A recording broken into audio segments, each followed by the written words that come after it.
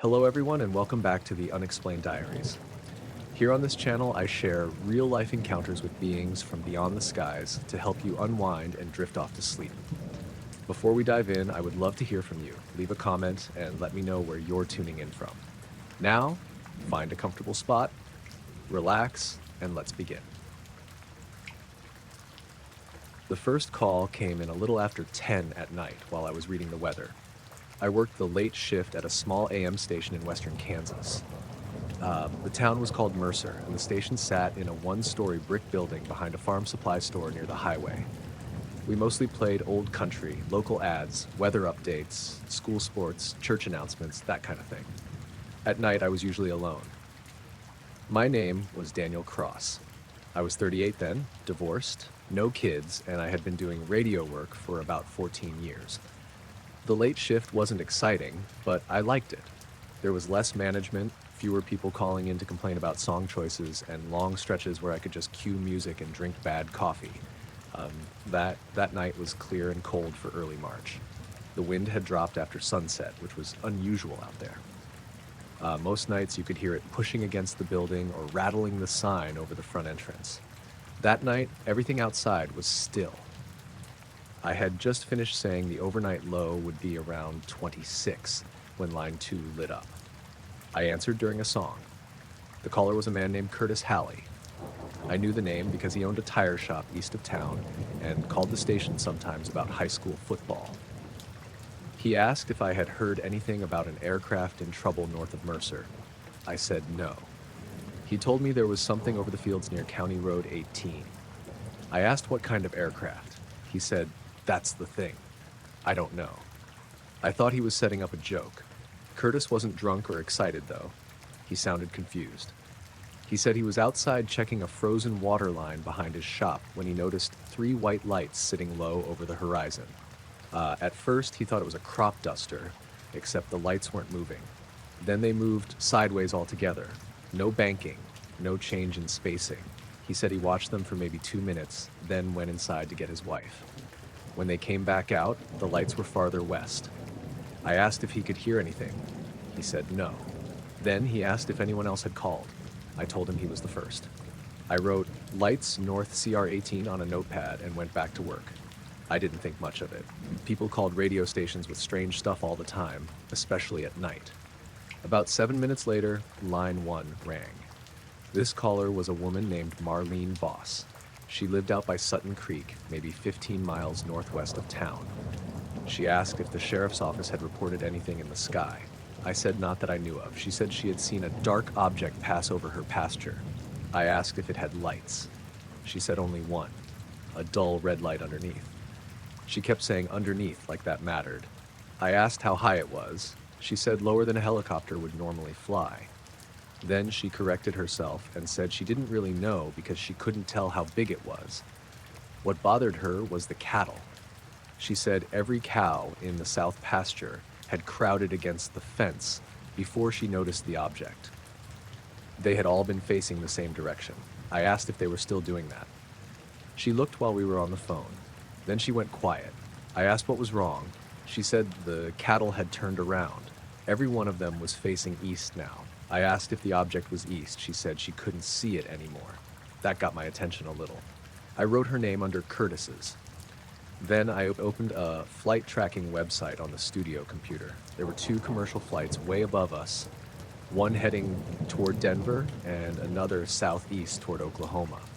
Nothing low. I knew that didn't prove anything. Small private aircraft didn't always show up. Military traffic could be missing. Agricultural planes sometimes flew at odd hours during certain seasons. Still, March wasn't exactly spraying season. I went outside during the next commercial break. The station parking lot was empty except for my pickup. The sky was very clear. I could see stars all the way down toward the horizon. I didn't see anything unusual. I stood there for maybe 30 seconds, then heard the song ending through the wall and hurried back inside. At 10:23, a third person called. This was a younger guy named Eli Romero. I didn't know him personally, but he said he was driving south on State Route 7. He asked me if there was a tower being moved. I didn't understand what he meant. He said there was something with red lights crossing the fields to his right, but it looked too wide to be a vehicle. I asked if he had pulled over. He said yes. Then he said, "It just stopped." I waited. For several seconds, I could hear his engine running and the clicking of his hazard lights. Then he whispered, "That's not a tower." The call dropped. I tried calling him back from the station line. No answer. That was when I started thinking about mentioning it on air. Not as a UFO story or anything dramatic, just something like, "We've had a few reports of unusual lights around the northern part of the county, so if you know what they are, give us a call." That seemed harmless. I had about 4 minutes before the current song ended. I pulled a local traffic bed into the playlist and made a note to say something after it. Before I could, the studio phone rang again. Not one of the public lines, the internal phone. That was strange. We had two systems. The call-in board had 4 listener lines, and then there was an ordinary desk phone next to the console that was mostly for staff, advertisers, and management. That phone rarely rang after business hours. The display said unavailable. I picked it up. I said, "KMRQ, this is Daniel." There was no response. I thought maybe it was a robocall. Then I heard a hiss. Not static exactly, more like room noise. I almost hung up. Then I heard my own voice. It said, "We've had several calls tonight about unusual lights north of town." I stopped breathing for a second. The recording continued. My voice said, "If you're out that way, don't stop on the shoulder. Just keep moving and let us know what you see." Then the line went dead. I sat there holding the receiver. I hadn't said those words. Not yet. I had planned to say something similar, but I hadn't written that exact sentence. The part about not stopping on the shoulder hadn't even occurred to me. I checked the call display again. Unavailable. I pressed redial. Nothing happened. The phone gave me a fast, busy tone. The song had about 40 seconds left. I remember staring at my handwritten note. Mention lights? That was all I had written. I told myself somebody was screwing with me. Maybe Curtis. Maybe one of the station guys had remote access to something. I checked the security camera monitor in the corner. Front entrance empty. Hallway empty. Back door closed. The song ended. The mic light came on, and I said, "We've had several calls tonight about unusual lights north of town." I realized it halfway through the sentence. My stomach dropped, but I kept going. There was dead air otherwise. Then I said, "If you're out that way, don't stop on the shoulder. Just keep moving and let us know what you see." Word for word.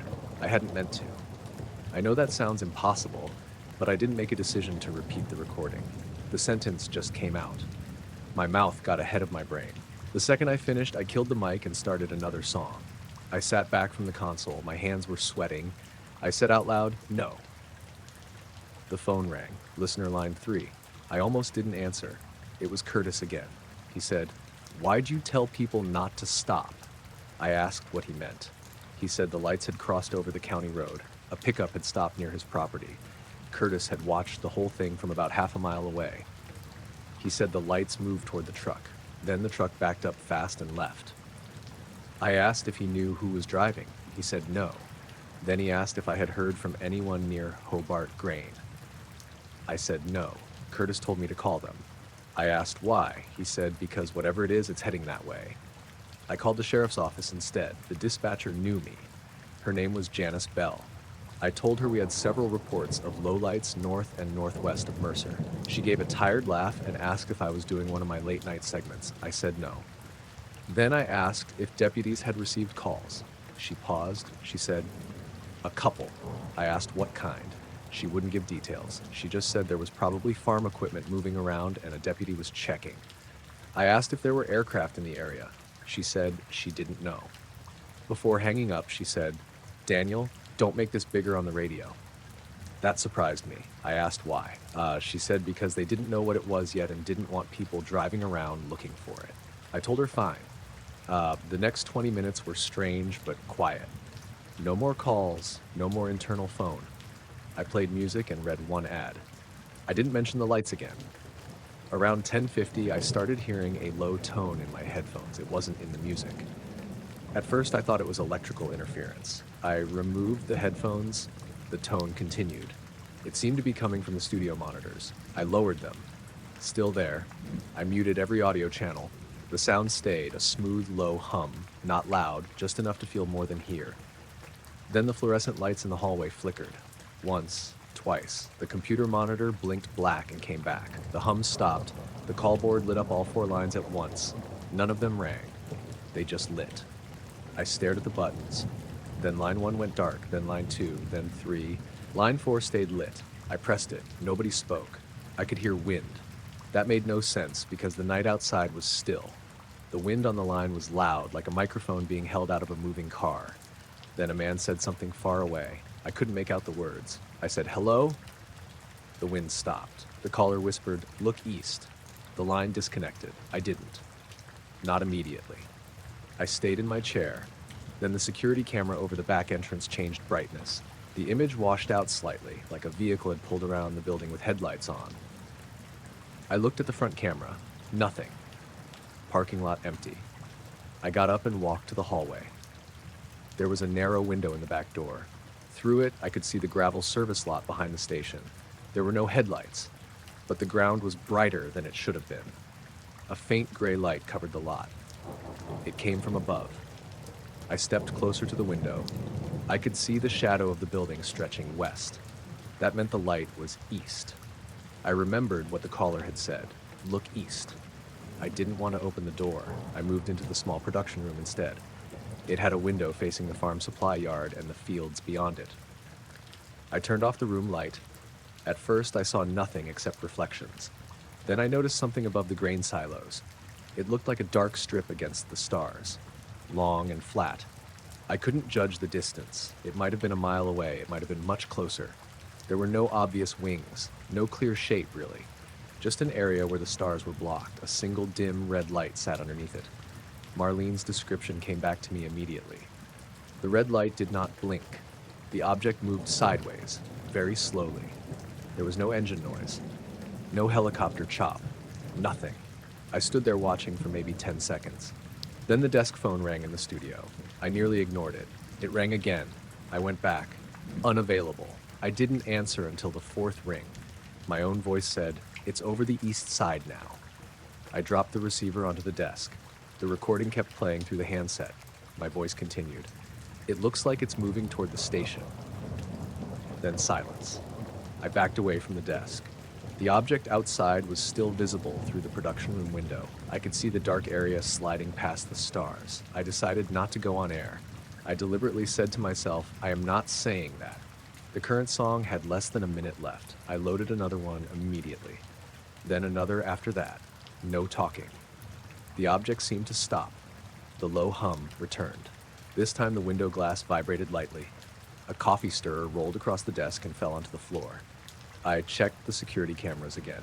The rear camera was full of horizontal lines. The front one still worked. Nothing was there. Then listener line 2 rang. I answered. It was Eli. His voice sounded shaky. He said he had made it home. I asked what happened earlier. He said he had stopped because the lights were low over a field. Then the radio in his truck had started playing his own voice.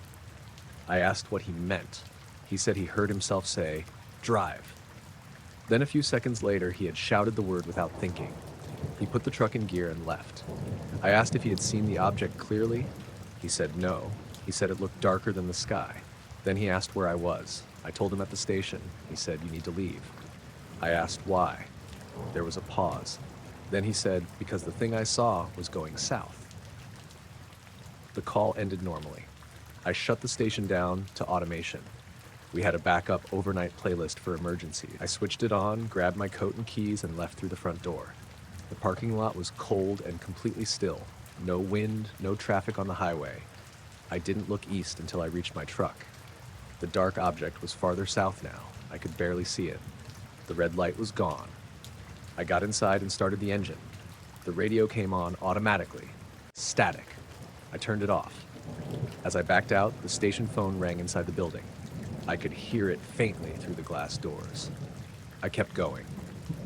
The drive home took about 12 minutes. I lived on the west side of Mercer in a small rental house near the water tower. I saw 2 sheriff vehicles heading north as I came into town. Neither had lights or sirens on. I reached my house at 11:31. I parked in the driveway and sat there for a minute. Nothing followed me. The sky looked normal. Inside, I locked the door and called Janice at dispatch. She said deputies had checked several roads but found nothing. I asked if anyone had reported an aircraft. She said no. I asked if the power had flickered at the sheriff's office.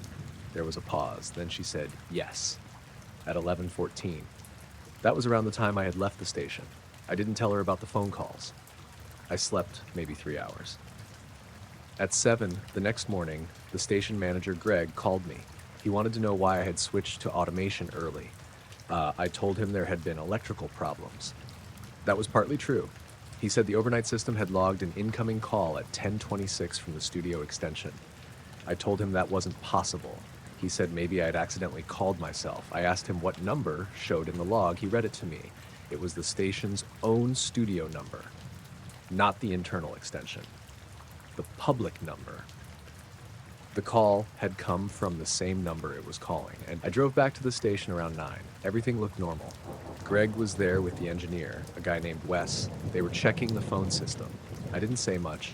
I went into the studio and looked at the notepad from the night before. My notes were still there. Curtis, Marlene, Eli. Below those, I had written a sentence I didn't remember writing. The handwriting was mine. It said, "It's over the east side now." Under that was another line. "It looks like it's moving toward the station." I stared at it for a long time. Then Greg called me into the hallway because Wes had found something in the recording archive. The station automatically saved everything that went out over the air. There was an audio file from 10:25. It was 8 seconds long. There should not have been any broadcast audio at that time because a song had been playing. Wes opened the file. There was a little static.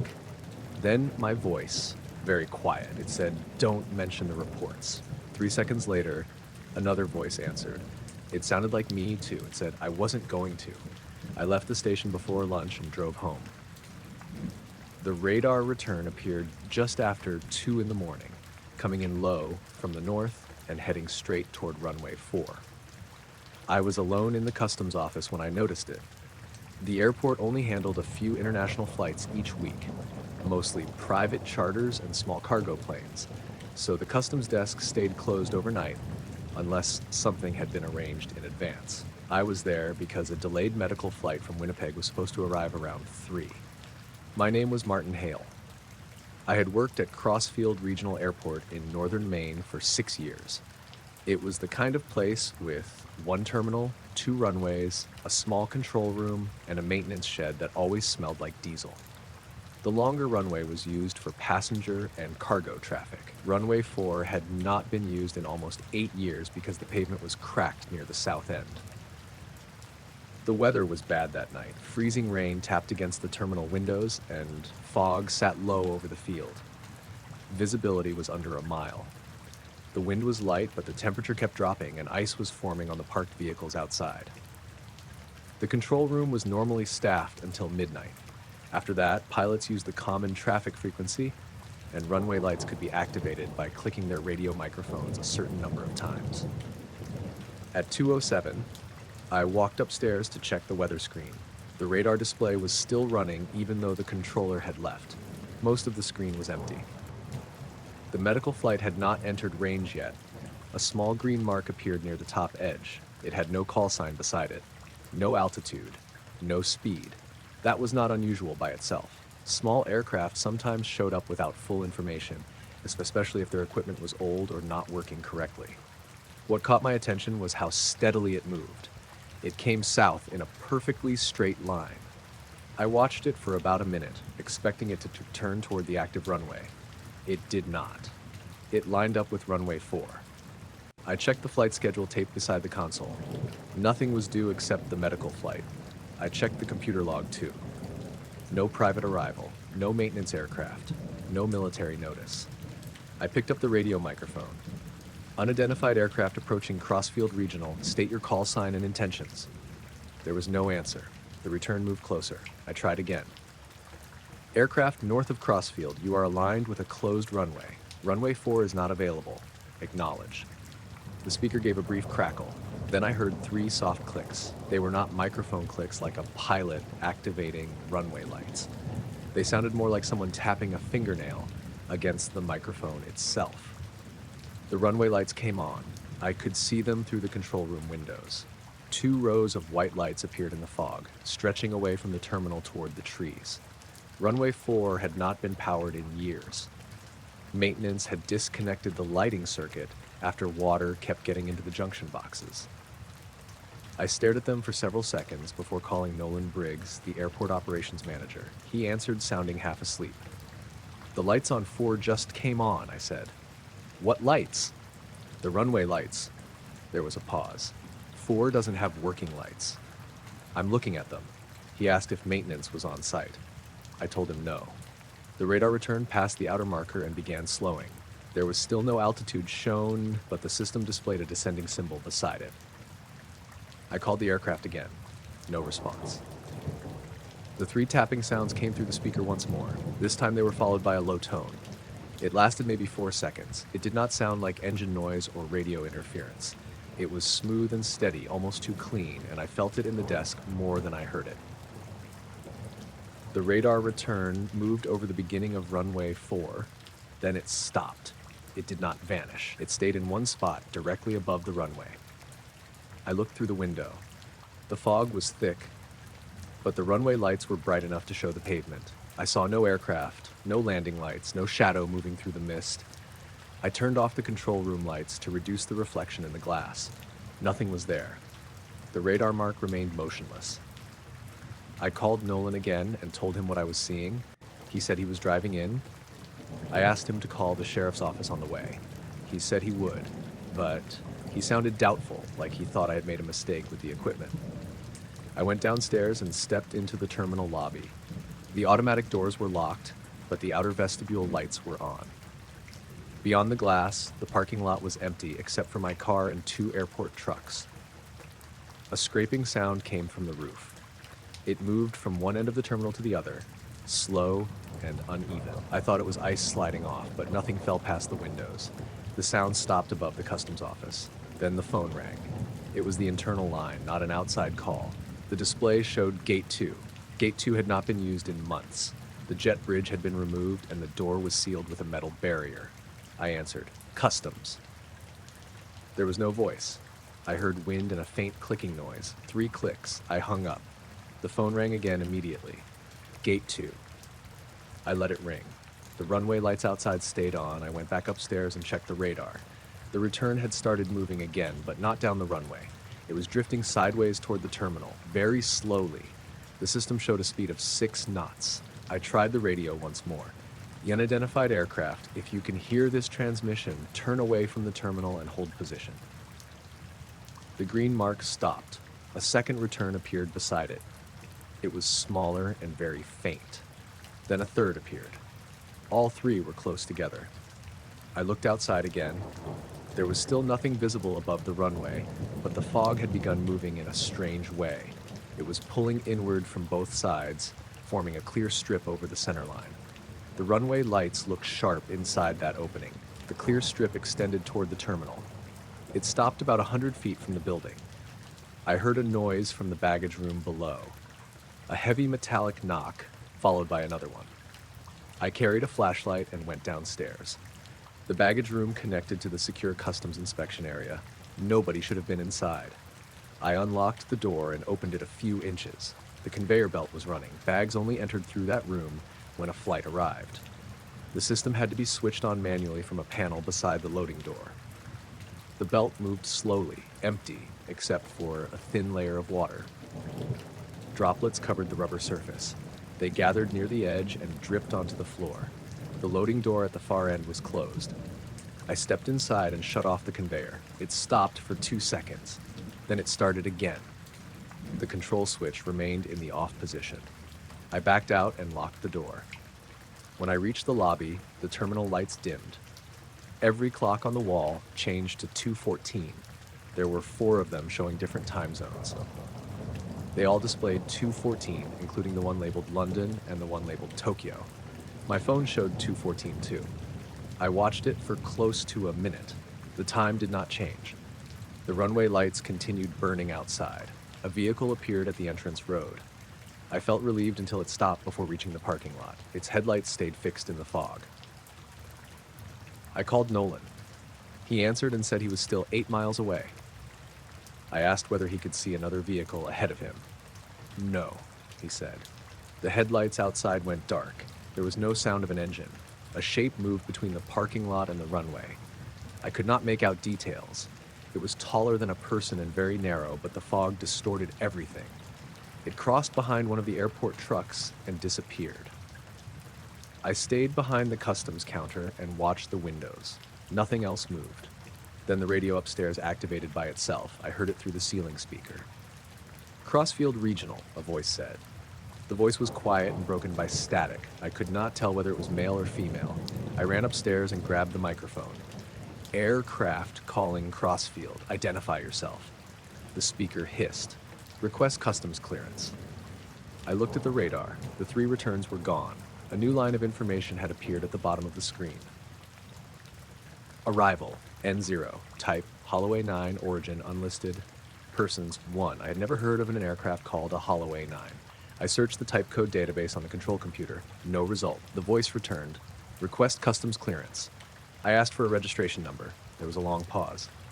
N0, it said. That is not a valid registration. Another pause. Correct. The word came through clearly. I did not know what to say after that. The radar display flickered. For a second, the screen showed a close-up image instead of the normal map. It looked like a grainy overhead view of the airport.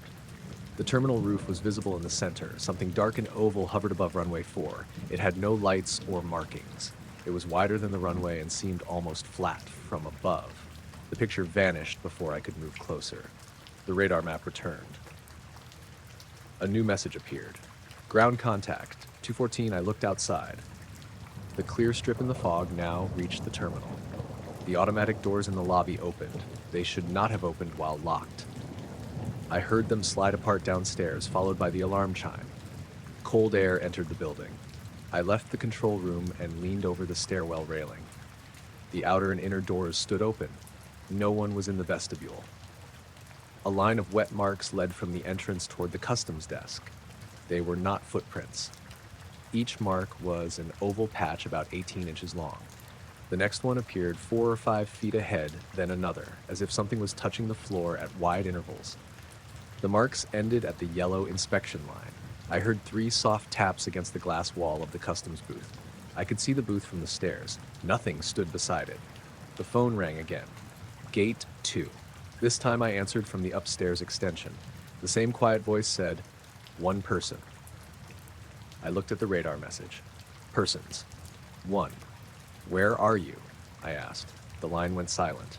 Then the voice said, at the line. I looked down at the yellow line. The wet marks were still there. A small amount of water had collected beside them, but it did not spread across the tile. It stayed in neat, dark shapes. I told the voice it could not enter without documents. The response came immediately. Documents are below. Below where? Below the surface. The runway lights flickered. For a moment, I saw a dark object through the terminal windows. It was beyond the parking lot, over runway 4. The fog had thinned enough to show its lower edge. It looked smooth and curved, maybe 30 feet across, but judging size was difficult because I could not tell how far away it was.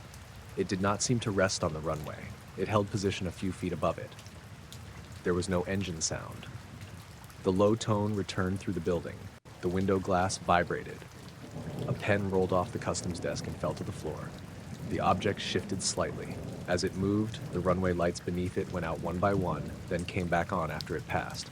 I heard Nolan on my phone, but I did not remember calling him. He was saying my name. I answered. I'm at the main gate, he said. The barrier won't open. Stay in your truck. Why? Just stay there.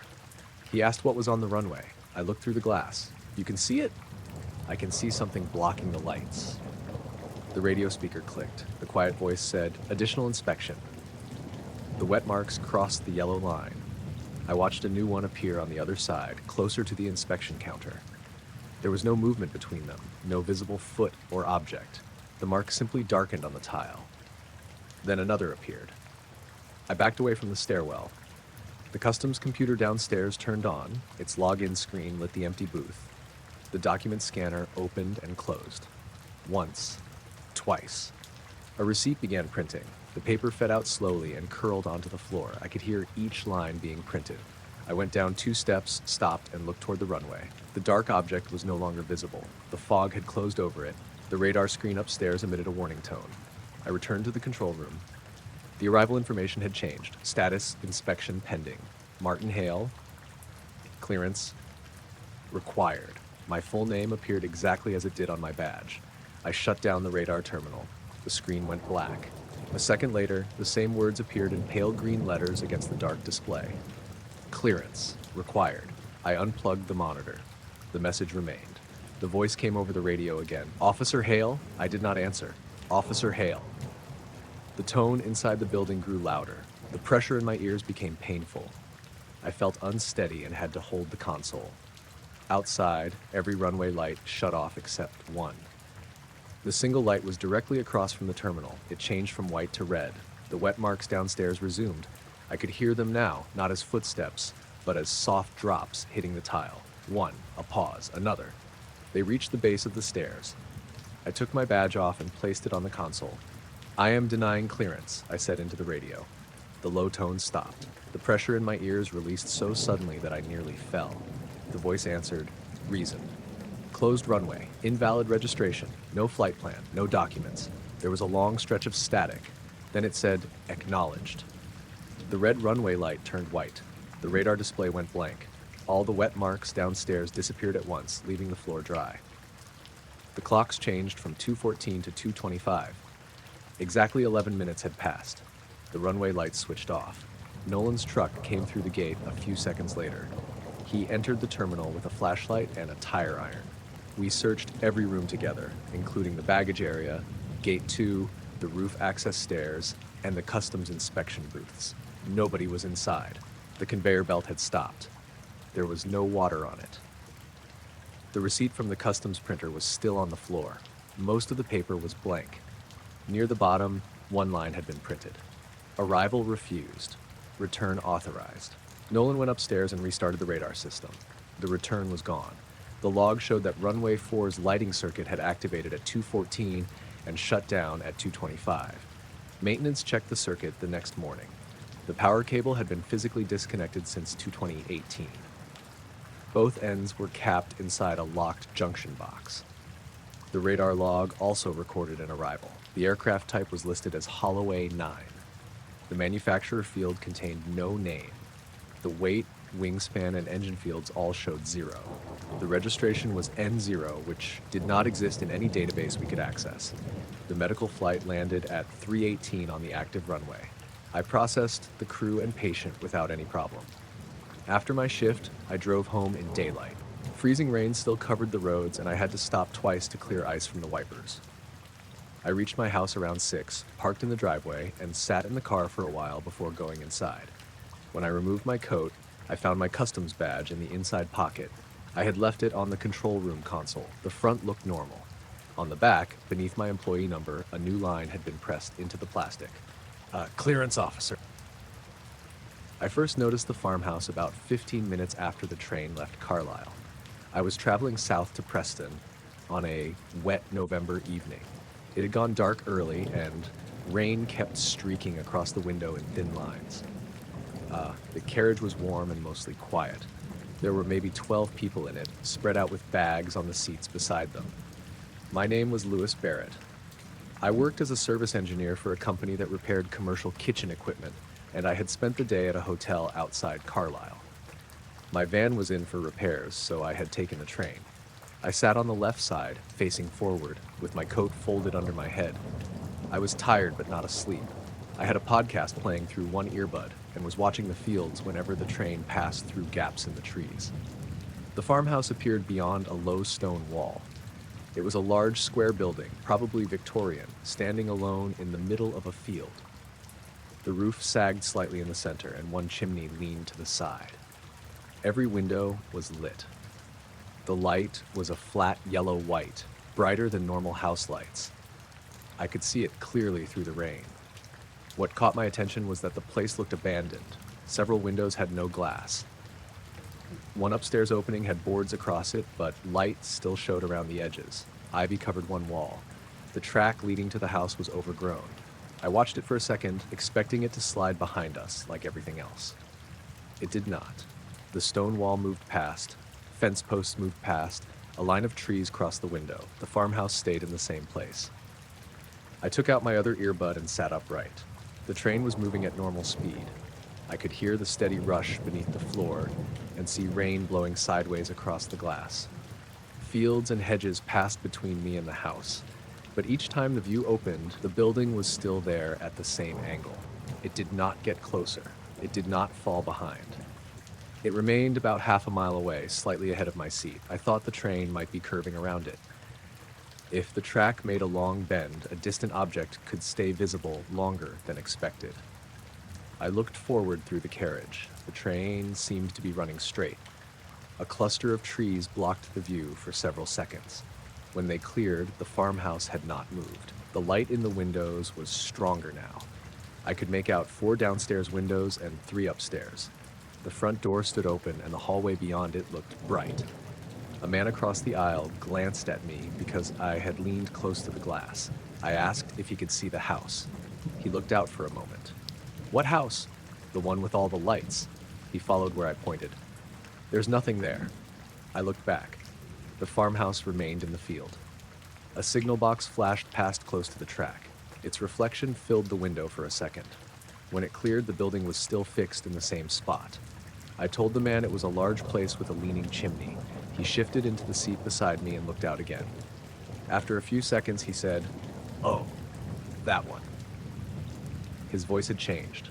I asked if it looked strange to him. He did not answer immediately. The farmhouse windows began turning off. Not all together. The lower left window went dark first, then the one above it, then the next downstairs window.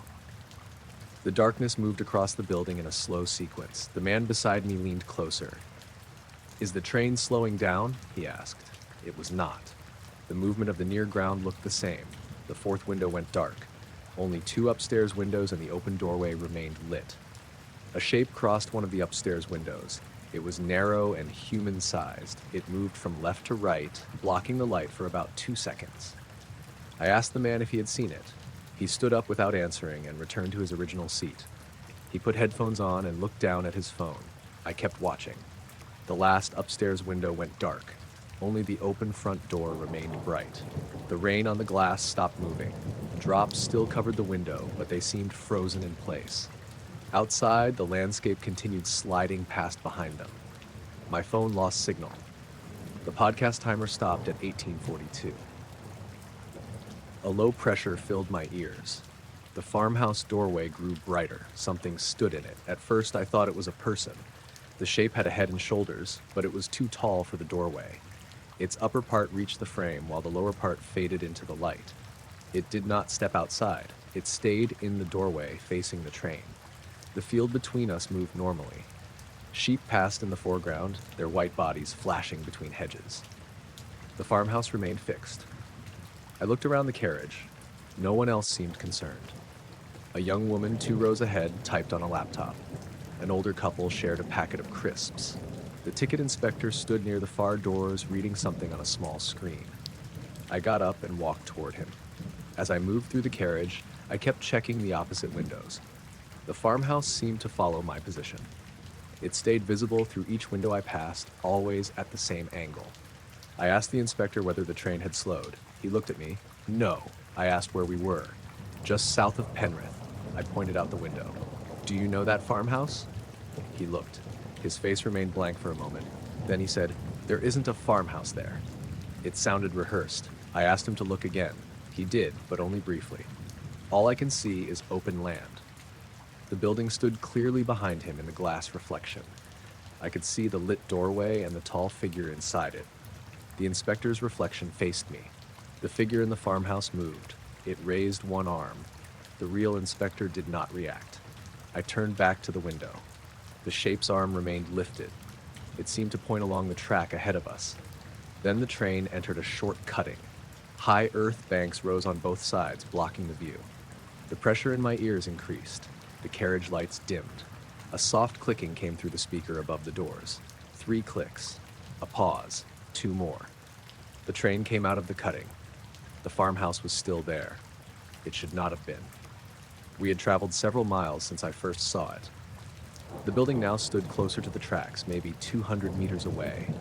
There was no longer a field between us, only a narrow strip of wet grass and a broken fence. The front door light spilled onto the ground. The tall figure was gone. Several people in the carriage turned toward the windows at the same time. The young woman stopped typing. The older couple lowered their crisps. Nobody spoke. They all stared at the farmhouse. I looked at the man who had sat beside me earlier. His phone was still in his hand, but the screen had gone black. He whispered, "It's closer." That was the first time anyone else admitted seeing it. The train continued at full speed. The building stayed level with us. I could see details now. The brickwork was dark with damp. Sections of guttering hung loose. The upstairs windows were empty openings except for one on the far side, which still held glass. A pale oval reflection appeared in that glass. It did not match the shape of the moon or any light inside the house. It looked like a dull patch floating behind the window. The front doorway darkened. A second figure appeared in one of the downstairs rooms. This one was shorter. It stood sideways and moved its head toward the train. The man behind me said, "Don't wave." I had not planned to. A child farther down the carriage pressed a hand to the window. The smaller figure inside the house lifted its hand. The child's mother pulled him back. The carriage lights went out. Emergency strips near the floor remained on, giving everything a faint green color.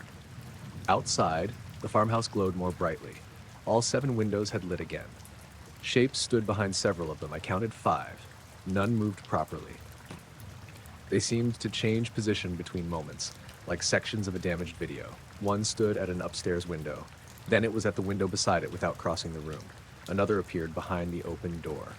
The low clicking returned through the speakers. 3. A pause. 2. The train windows began to fog from the outside. Condensation spread over the glass, leaving a clear oval patch in front of my face. Through it, I could still see the farmhouse. The rest of the landscape became hidden. The building no longer seemed outside at normal distance. It looked flat and close, as if the window opened directly onto the field. The man across the aisle asked what time it was. My phone showed 7:19. The carriage display above the door showed 7:07. My wristwatch showed 6:58. We had left Carlisle at 6:41. The journey to that point should not have taken so long. The ticket inspector pressed the call button near the doors. Nothing happened. He tried his radio. Static filled the carriage speakers. A voice came through. It sounded like someone speaking from a long distance. I could only make out one word. Lewis. My name. I did not answer. The voice repeated it. This time, the figures in the farmhouse turned toward the train. All of them moved together. My phone vibrated. The screen displayed an incoming call from my own number. I declined it. The phone rang again. I switched it off. The screen went black, but the vibration continued in my hand. The train entered another cutting. The farmhouse disappeared behind the bank. The low pressure became painful. I held my nose and tried to clear my ears, but it did not help. A deep vibration passed through the carriage. The windows shook in their frames. Luggage racks rattled. The floor felt as though something heavy moved beneath it from the front of the train toward the rear. As the vibration reached our carriage, every emergency light went out. For 2 or 3 seconds, there was total darkness. Something tapped on the window beside me. Not from inside. 3 taps. A pause. 2. The train came out of the cutting. The lights returned. The farmhouse stood directly beside the track. It was close enough that I could see water running down the bricks. There was no space for it to be there. The rail line ran on a raised embankment, and the house seemed to stand level with the carriage windows. The front wall passed without moving backward. The train and building traveled side by side. Every window was empty now. The bright light remained, but no rooms were visible behind it. Each opening contained the same flat, pale glow. A dark shape appeared in the upstairs glass. It was my reflection. I saw myself standing in the carriage, one hand holding my phone. But the reflection did not copy me. It turned its head toward the interior of the house. Something stood behind it. A tall, narrow figure leaned close to my reflected shoulder. I stepped away from the train window. The reflection remained beside the house window. The figure behind it raised one arm and placed a hand against the glass. The hand looked wrong.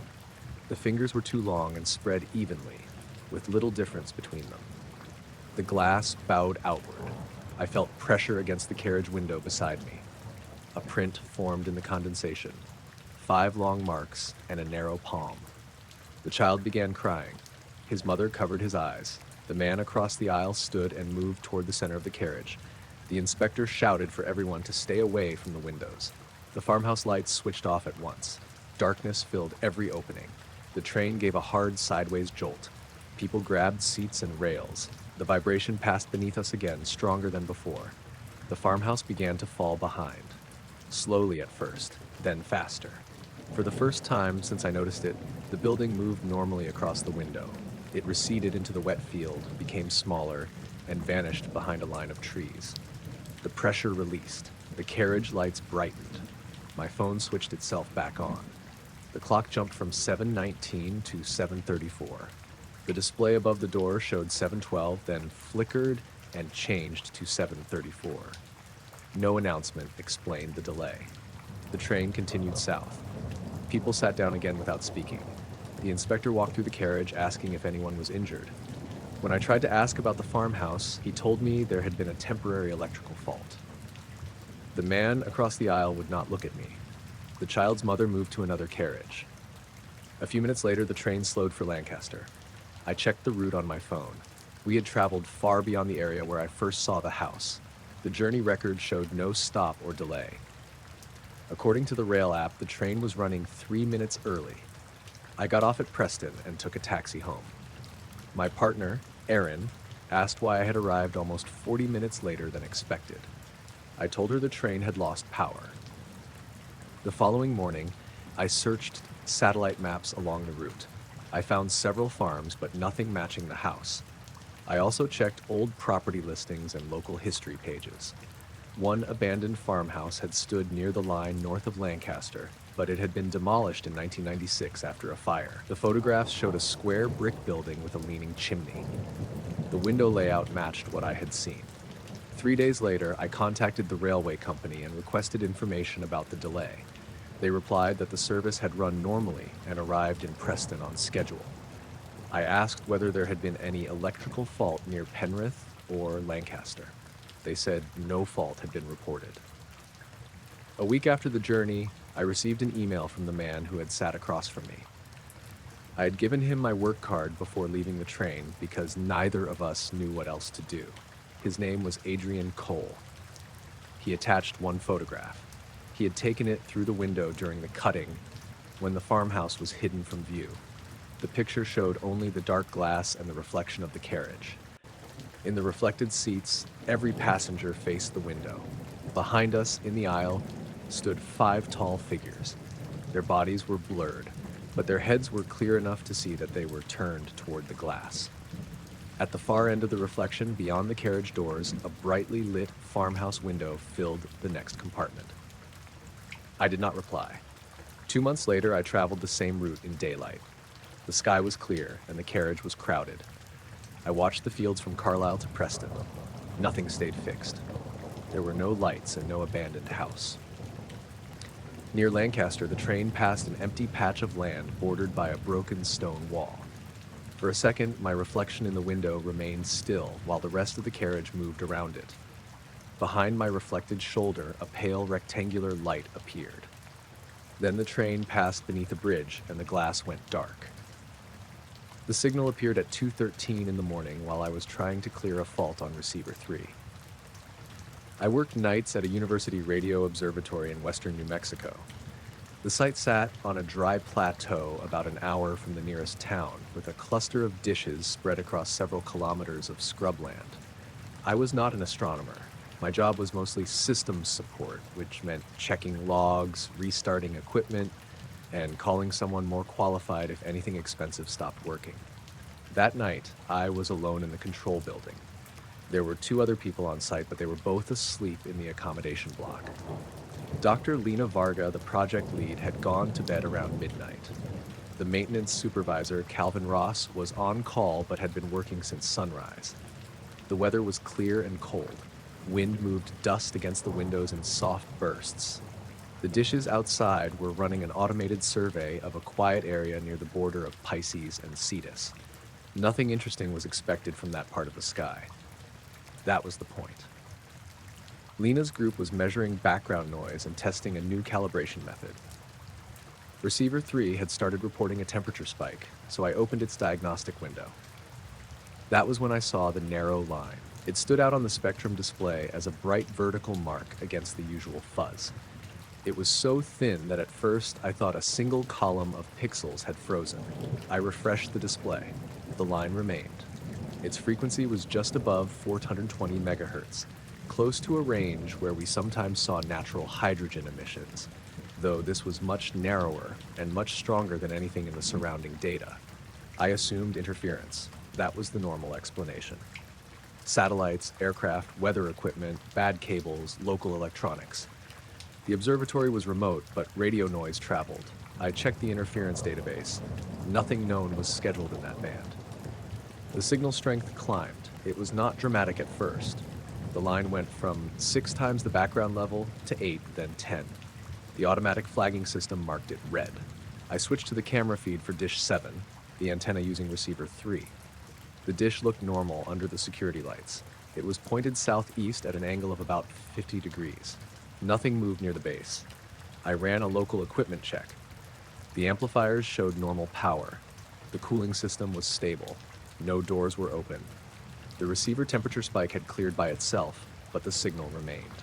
At 2:17, I moved the dish half a degree east. I only meant to test whether the source stayed fixed on the sky. A genuine, distant source should weaken as the dish moved away from it. The motors turned. The signal shifted frequency. It moved downward by a small amount, then climbed back to its original frequency as the dish stopped. The strength stayed nearly the same. I moved the dish half a degree west. The line shifted upward, then returned to center. That was strange enough that I checked whether I had selected the correct antenna.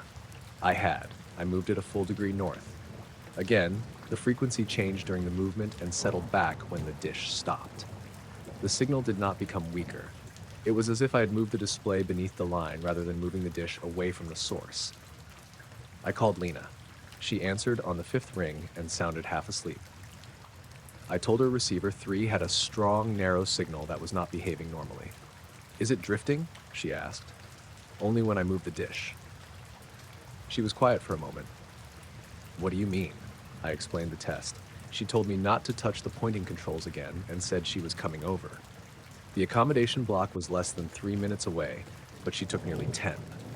While I waited, the signal began pulsing. The line did not switch on and off.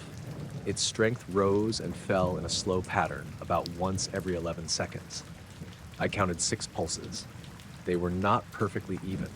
The gap between the 3rd and 4th was slightly longer. I recorded the raw data and copied the current system logs to a separate drive. At 2:23, the control room speakers made a faint click.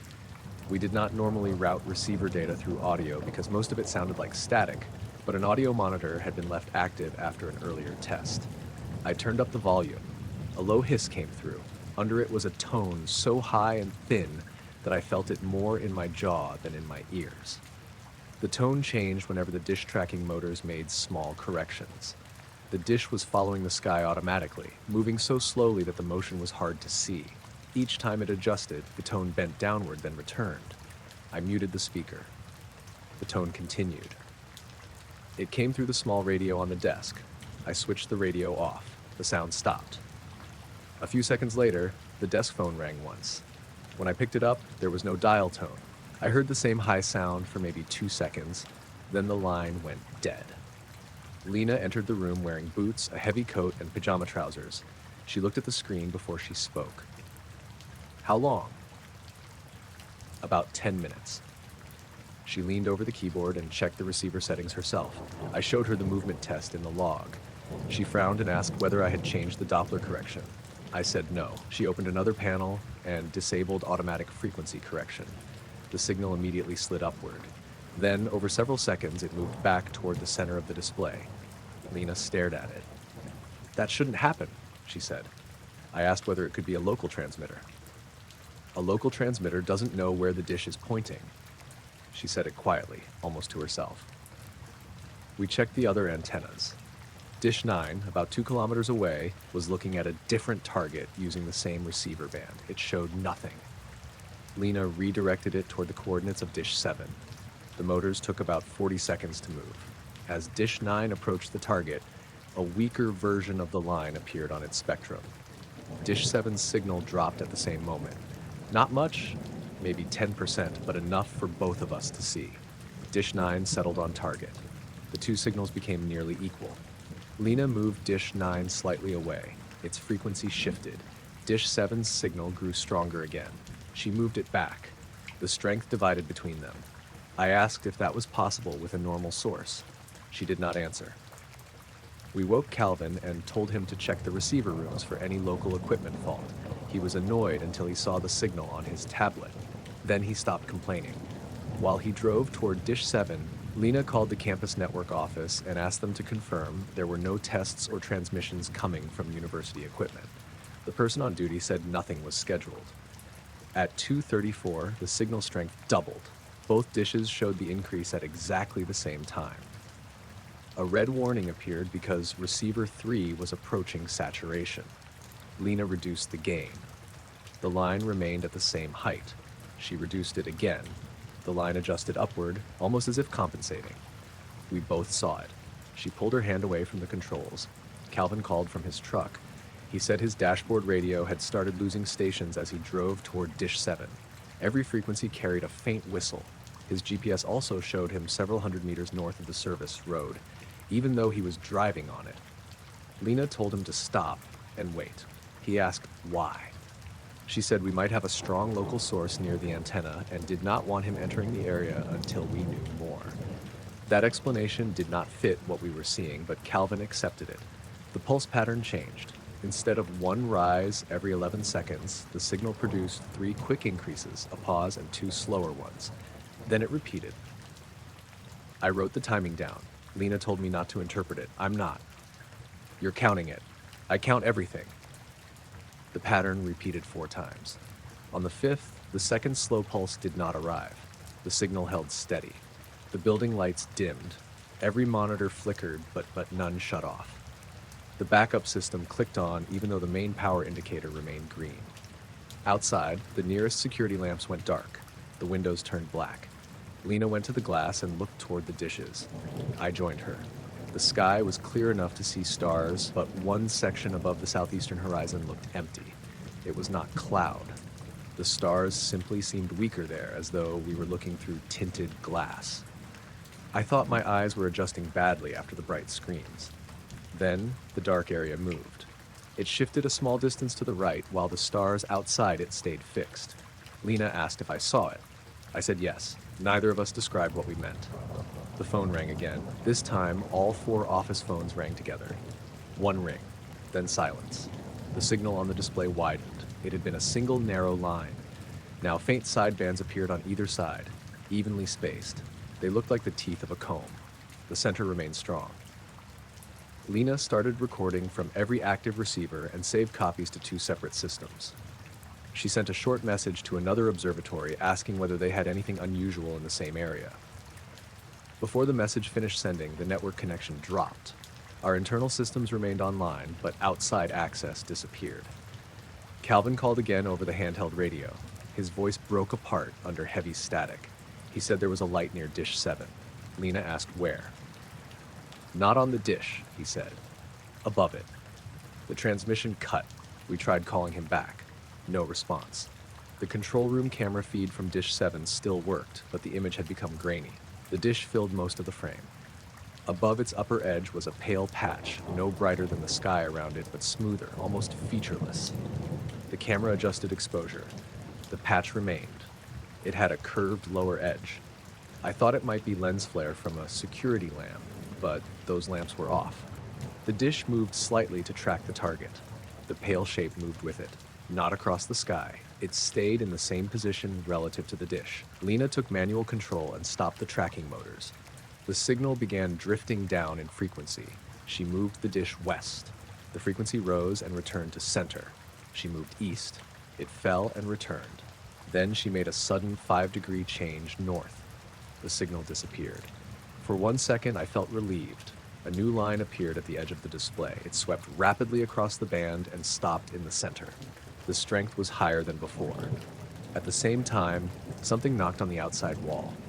It was a dull metallic sound, like a loose panel shifting in wind. There was no wind strong enough to do that. The knock came again, farther along the wall. Then again, near the window. Lena stepped away from the glass.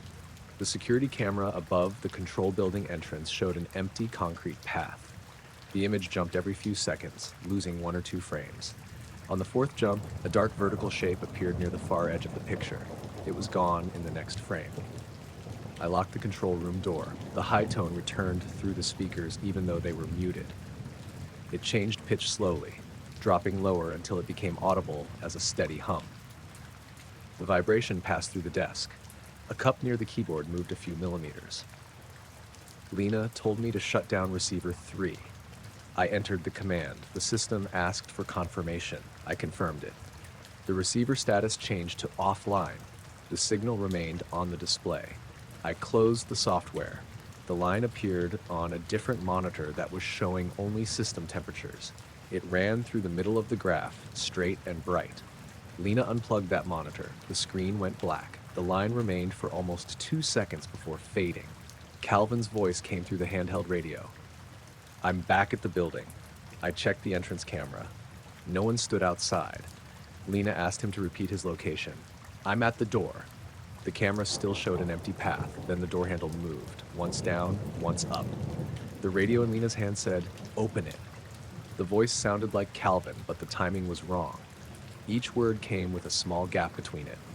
Lena called Calvin's mobile phone. It rang somewhere far away through the radio speaker. Then Calvin answered. He said he was still in his truck near Dish 7. He had not returned to the building. The door handle moved again. We backed into the equipment room and locked the second door. For about a minute, nothing happened. The hum continued. The signal display on Lena's laptop began showing short gaps. They formed the same pattern as before, 3 quick, then 2 slow. A bright white flash filled the small equipment room window. There was no thunder. Every computer restarted at once. The hum stopped. Emergency lights came on. When the main systems returned, the signal was gone. The outside cameras showed normal darkness. The security lamps had switched back on. No one stood near the entrance. Our network connection returned at 2:51. The message to the other observatory had been sent but received no reply. Calvin drove back 5 minutes later. He looked shaken and refused to leave his truck until he saw us standing outside. He said the pale light above Dish 7 had not looked like a light source. It looked like a section of brighter sky shaped like a flattened oval. When he tried to approach, it stayed above the dish no matter where he drove. His radio and GPS failed and he felt pressure in his ears. Then the entire area flashed white. After that, the light was gone. We checked the equipment at sunrise. Nothing was damaged. Receiver 3 passed every diagnostic test. The cables, cooling system, amplifiers, and antenna controls all worked normally. The raw recordings contained the signal. The tracking logs showed the frequency changes, but the timestamps were wrong. According to the data, the event had lasted 38 seconds. The wall clock, phone records, and our written notes showed more than half an hour. Lena sent the files to the university engineering department.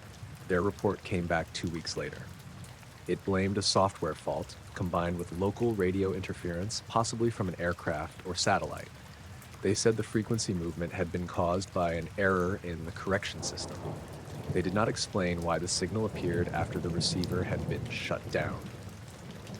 The other observatory replied that they had detected nothing unusual. Lena stopped discussing it. Calvin requested day shifts for the rest of the semester. I kept copies of the original files on an external drive at home. 3 months later, I opened them again. Most of the recordings played normally. One file had changed. It was the last 20 seconds before the flash. The narrow line remained in the center, but the sidebands were gone. Instead, 5 short marks appeared above it, 3 close together, a gap, then 2 farther apart. As I watched, the line shifted slightly toward the right edge of the display. My laptop fan slowed. The marks moved with it and settled back into the center. I noticed the fish finder had lost the bottom while I was drifting near the eastern side of Lake Ouachita. 1 second, the screen showed 38 feet, a sloping shelf, and a few weak marks close to the bottom. The next second, The depth went blank. The sonar picture froze, then turned into a flat gray band. I tapped the unit with one finger. It had done that before when the transducer cable worked loose, so I leaned over and checked the connection beneath the console. Everything felt tight.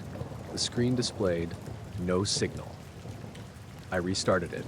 The unit came back on, showed the manufacturer logo, then returned to the same blank screen.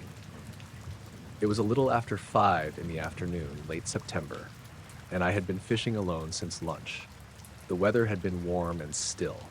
Thin clouds covered most of the sun, and the water looked dull silver except where the hills reflected along the shoreline. I was about half a mile from a public ramp west of Hot Springs Village. There were 5 or 6 other boats spread across that part of the lake. Most were small bass boats, plus a pontoon near the opposite bank and an older aluminum boat anchored closer to the channel. A man in the nearest bass boat stood up and bent over his console. Then another fisherman did the same thing. The pontoon slowed. I picked up the handheld radio I kept in the storage compartment. Most people used phones, but a few of us still monitored the marine channel in areas where reception dropped out. Before I could say anything, a voice came through. "Anybody else lose sonar?" It was followed by 2 people answering at nearly the same time. "Yeah." "Mine's gone." I pressed the button. "Same here. Eastern Basin." A man named Travis Boone replied. I knew him by sight from the ramp. He guided part-time and usually fished from a black and red skeeter. "Both units?" he asked.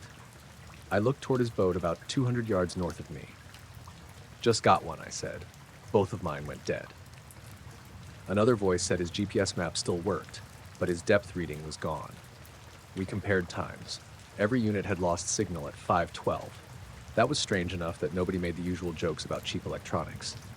I checked my phone. It showed 5:13. The boat drifted sideways in the light breeze. I dropped a small sinker over the edge on a marked line and found the bottom at roughly 40 feet, right where it should have been. The lake had not suddenly become too deep for the sonar. A low sound started beneath the boat. It was faint and steady, like an electric motor running underwater. I thought it might be my trolling motor, but the motor was raised. I switched off the main battery anyway. The sound continued. It came through the hull more than the air. I could feel it in the soles of my shoes. The radio crackled. Someone said, "What is that?" Travis answered, "You hearing it too?" The sound lasted maybe 20 seconds and stopped. My fish finder came back immediately. The screen redrew the bottom at 39 feet. A thick red mark appeared halfway down, much stronger than any fish return I had seen. It stretched across the entire width of the display. Then it dropped off the bottom and vanished. I took a photo of the screen with my phone. The picture looked normal, except for a narrow orange line near the top. I hadn't seen that line while taking it. The radio became busy for a minute. People checked batteries, cables, and settings. Nobody found a problem. A man on the pontoon said his phone compass had spun in a full circle. Someone else said his trolling motor had turned itself to the west. After a few minutes, most people went back to fishing. I tried to do the same. I moved closer to a rocky point and cast toward a line of submerged trees. The fish finder worked normally, though the water temperature reading had dropped from 74 degrees to 51. I reached into the lake. The water felt warm. I reset the unit, but the temperature stayed at 51. My line went tight. I lifted the rod, expecting a snag. Something pulled once, slowly, then released. When I reeled in, the plastic worm was gone. The hook had been bent straight. I used 10-pound test and light tackle, so that could have happened with a large catfish or even a submerged branch. Still, there had been no sudden strike. It felt more like someone had taken the line and pulled steadily. I tied on a new hook. The lake had become unusually quiet. There had been cicadas in the woods and the occasional sound of engines in the distance. Now I could hear only water touching the side of my boat. I looked at the other fishermen. Several of them were standing. A man in the aluminum boat pointed toward the southern end of the lake. I followed his arm, but saw nothing at first. Then an orange light appeared above the trees. It was not bright. It looked like a distant aircraft light seen through haze, except it did not blink. The light moved slowly from south to north. It stayed low, maybe a few hundred feet above the water, though judging distance over a lake was difficult. It passed in front of the darker clouds, so I knew it was not a star. I waited for engine noise. There was none. The radio crackled again. Anybody else seeing that orange thing? A woman answered from the pontoon. We see it, Travis said. Got it. Another man said it looked like a helicopter without running lights. The orange light continued across the lake. It moved smoothly and silently, not fast, but faster than a drifting balloon. It seemed round at first. When it crossed above the open water, it stretched into a short horizontal shape, almost like two lights close together. I took out my phone and started recording.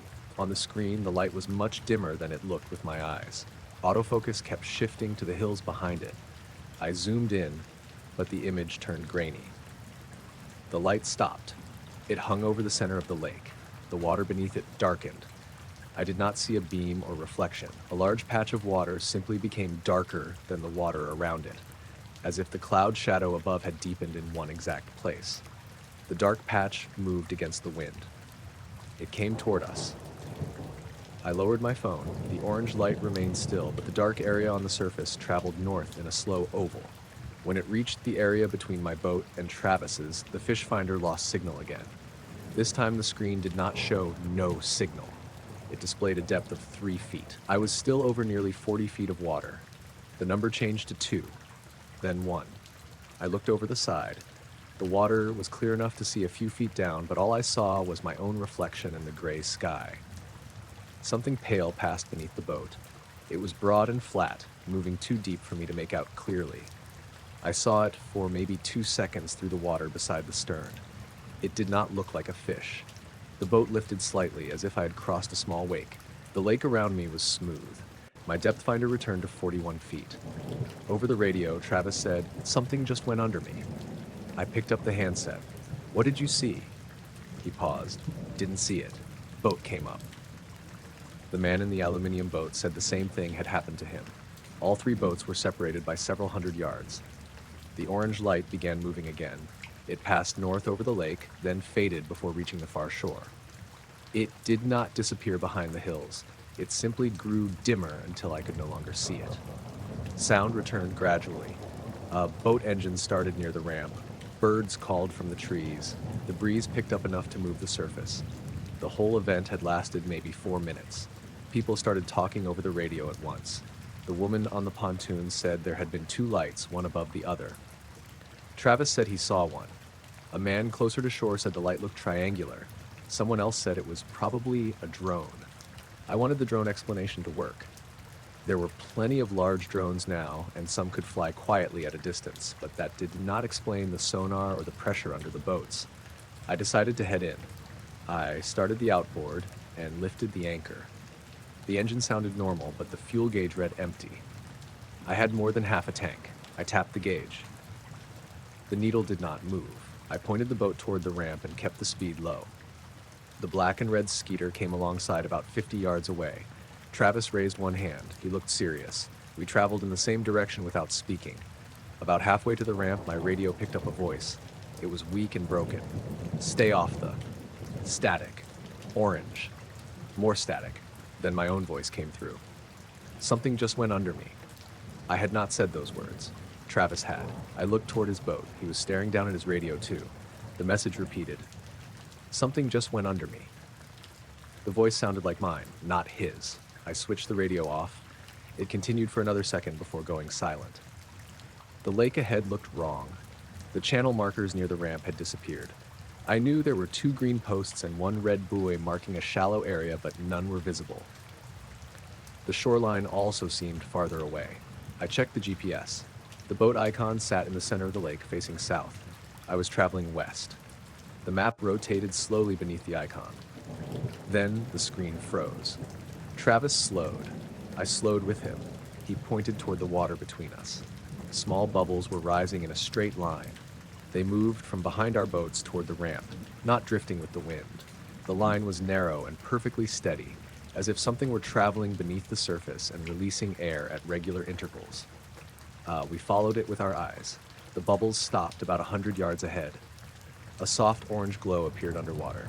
It was faint and diffuse, maybe 10 feet below the surface. It formed a long shape wider than either boat. I turned off the engine. Travis did the same. The glow moved toward us. There was no disturbance on the surface, no wake, no ripples. My radio switched on by itself. The screen remained dark, but a low clicking sound came from the speaker. 3 clicks. A pause. 3 more. The fish finder showed a flat bottom line at 0 feet. The boat rocked once. The orange glow stopped beneath the space between us. I could see something inside it. At first, I thought they were fish. Several thin, dark forms moved through the light. They were upright rather than horizontal, and they stayed evenly spaced. One seemed to tilt toward the surface. I backed away from the side of the boat. Travis shouted something, but his voice sounded muffled even though he was close. The air pressure changed. My ears blocked. The motor's metal casing began to vibrate. The orange light rose until it sat just beneath the surface. For a second, the water above it became completely smooth. The rest of the lake had small waves from the wind, but that oval section looked like flat glass. A dark outline passed under the surface. It had straight edges. I could not see the entire shape, only one long side and a sharp angle at the front. It moved without pushing water aside. Then the light went out. The fish finder returned to 40 feet. The radio clicked off. The channel markers reappeared near the ramp. I looked at my phone. It showed 5:46. The last time I had checked, it was 5:19. Travis started his engine and pointed toward shore. I followed. At the ramp, several people had already pulled their boats out. They stood around the parking lot comparing what they saw. The woman from the pontoon, Marlene Shaw, said the orange light had crossed directly over her boat. Her husband said it had stayed several hundred yards away. They had been standing beside each other the whole time. A younger man named Cody said his watch had stopped for exactly 4 minutes. Another fisherman said his fish finder recorded a depth of negative 12 feet. Nobody agreed on the size or shape of the light. Everyone agreed it made no sound. I loaded my boat and drove home to Benton. My fuel gauge worked normally after I put the boat on the trailer. It showed just over half a tank. At home, my wife, Jenna, was on the porch. She asked why I had not answered my phone. I said I had no signal on the lake. She showed me her call history. I had called her at 5:28 and stayed connected for 2 minutes. She said she heard water and a series of clicks. Near the end, someone whispered her name. I checked my phone. There was no outgoing call. I went inside and transferred the video to my laptop. Most of it showed the lake and a small orange dot above the trees. The image shook because I had been trying to zoom. At the moment the lights stopped, the video froze. The audio continued. I heard radio voices, water against the hull, and my own breathing. Then a second voice spoke close to the microphone. It said, "Lower." The frozen image moved for 1 frame. In that single frame, the orange light was not in the sky. It was reflected in the water beside my boat. 3 narrow, dark shapes stood inside the reflection. The next frame showed the empty lake again. The following morning, I cleaned the boat in the driveway. There was a pale oval mark on the underside of the hull, just behind the console. It was about 4 feet long and perfectly smooth. The aluminium inside the mark felt warm, though the rest of the boat was cold. I called Travis. He had found the same kind of mark beneath his boat. While we were talking, my fish finder turned on in the garage. The transducer was dry and disconnected. The screen showed 40 feet of water. A single orange return moved slowly upward from the bottom. I first saw it from the lantern room on a foggy Wednesday night in September. I was doing the 10 o'clock check, the same way I did every night. My name is Thomas Keene, and at the time I was the seasonal caretaker for Alder Point Light, a small lighthouse on the outer coast of Maine, about 20 miles east of Rockland. It wasn't one of the famous postcard lights. It was short, square, and stubborn looking, with a keeper's cottage attached by a covered walkway and a rusted oil house out back. The Coast Guard had automated the light years before, so my job was mostly maintenance, weather notes, cleaning the lens housing, and answering the occasional call from the harbor office when something looked off on their end. I stayed there alone from May through October. Some people thought that sounded peaceful. It was, sometimes. Other times it was just damp and noisy and lonely in a way that made you talk out loud to gulls. That night had been foggy since late afternoon. Not a pretty mist, but thick, wet fog that pressed against the windows and turned the whole point into a gray bubble. The foghorn had been sounding every 30 seconds since 6. It came from a separate horn shed down the rocks, and after a few hours, it got into your bones. Long, low blast. Pause. Long, low blast. Pause. I had a radio on in the kitchen most evenings, just for a human voice, but the signal had been bad. The marine channel was quiet, except for a lobster boat checking in near Matinicus and the harbor office giving a visibility warning. I made soup from a can, washed the bowl, and took my notebook and flashlight up the spiral stairs to the lantern room. From up there, on clear nights, I could see the Belle Buoy to the south, the island light to the west, and sometimes the glow from a cruise ship way out on the horizon. On fog nights, I saw nothing past the glass except white. So I noticed the dark spot right away. It was offshore, maybe a mile out, maybe less. Hard to judge in fog. At first it looked like a gap in the fog, an oval patch where the white had thinned. Then the light swept around again, and the patch stayed there. It didn't move with the beam. It hung low above the water, just far enough out that I couldn't see waves below it. I leaned closer to the glass. The object wasn't lit, exactly. That was the strange part. It had no lamp, no red or green navigation lights, no blinking beacon, but I could see it against the fog as a smooth, darker shape, maybe metallic, maybe just wet, with a faint pale rim along its lower edge. It looked like something large and flat hovering above the water, seen through dirty glass. I wiped the inside of the window with my sleeve, still there.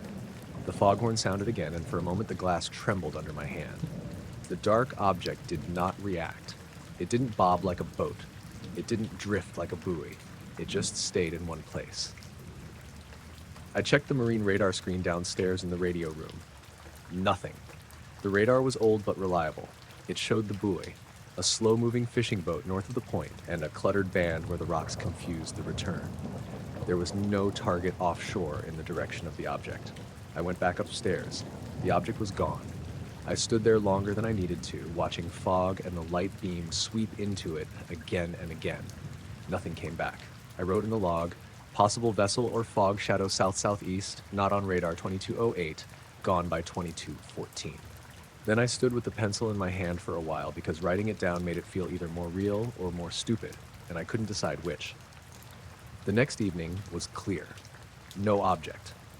The night after that, clear again. Nothing. I started to feel embarrassed about the note in the log, even though nobody read it except me and sometimes Mara Ellison from the harbor office when she came out for inspections.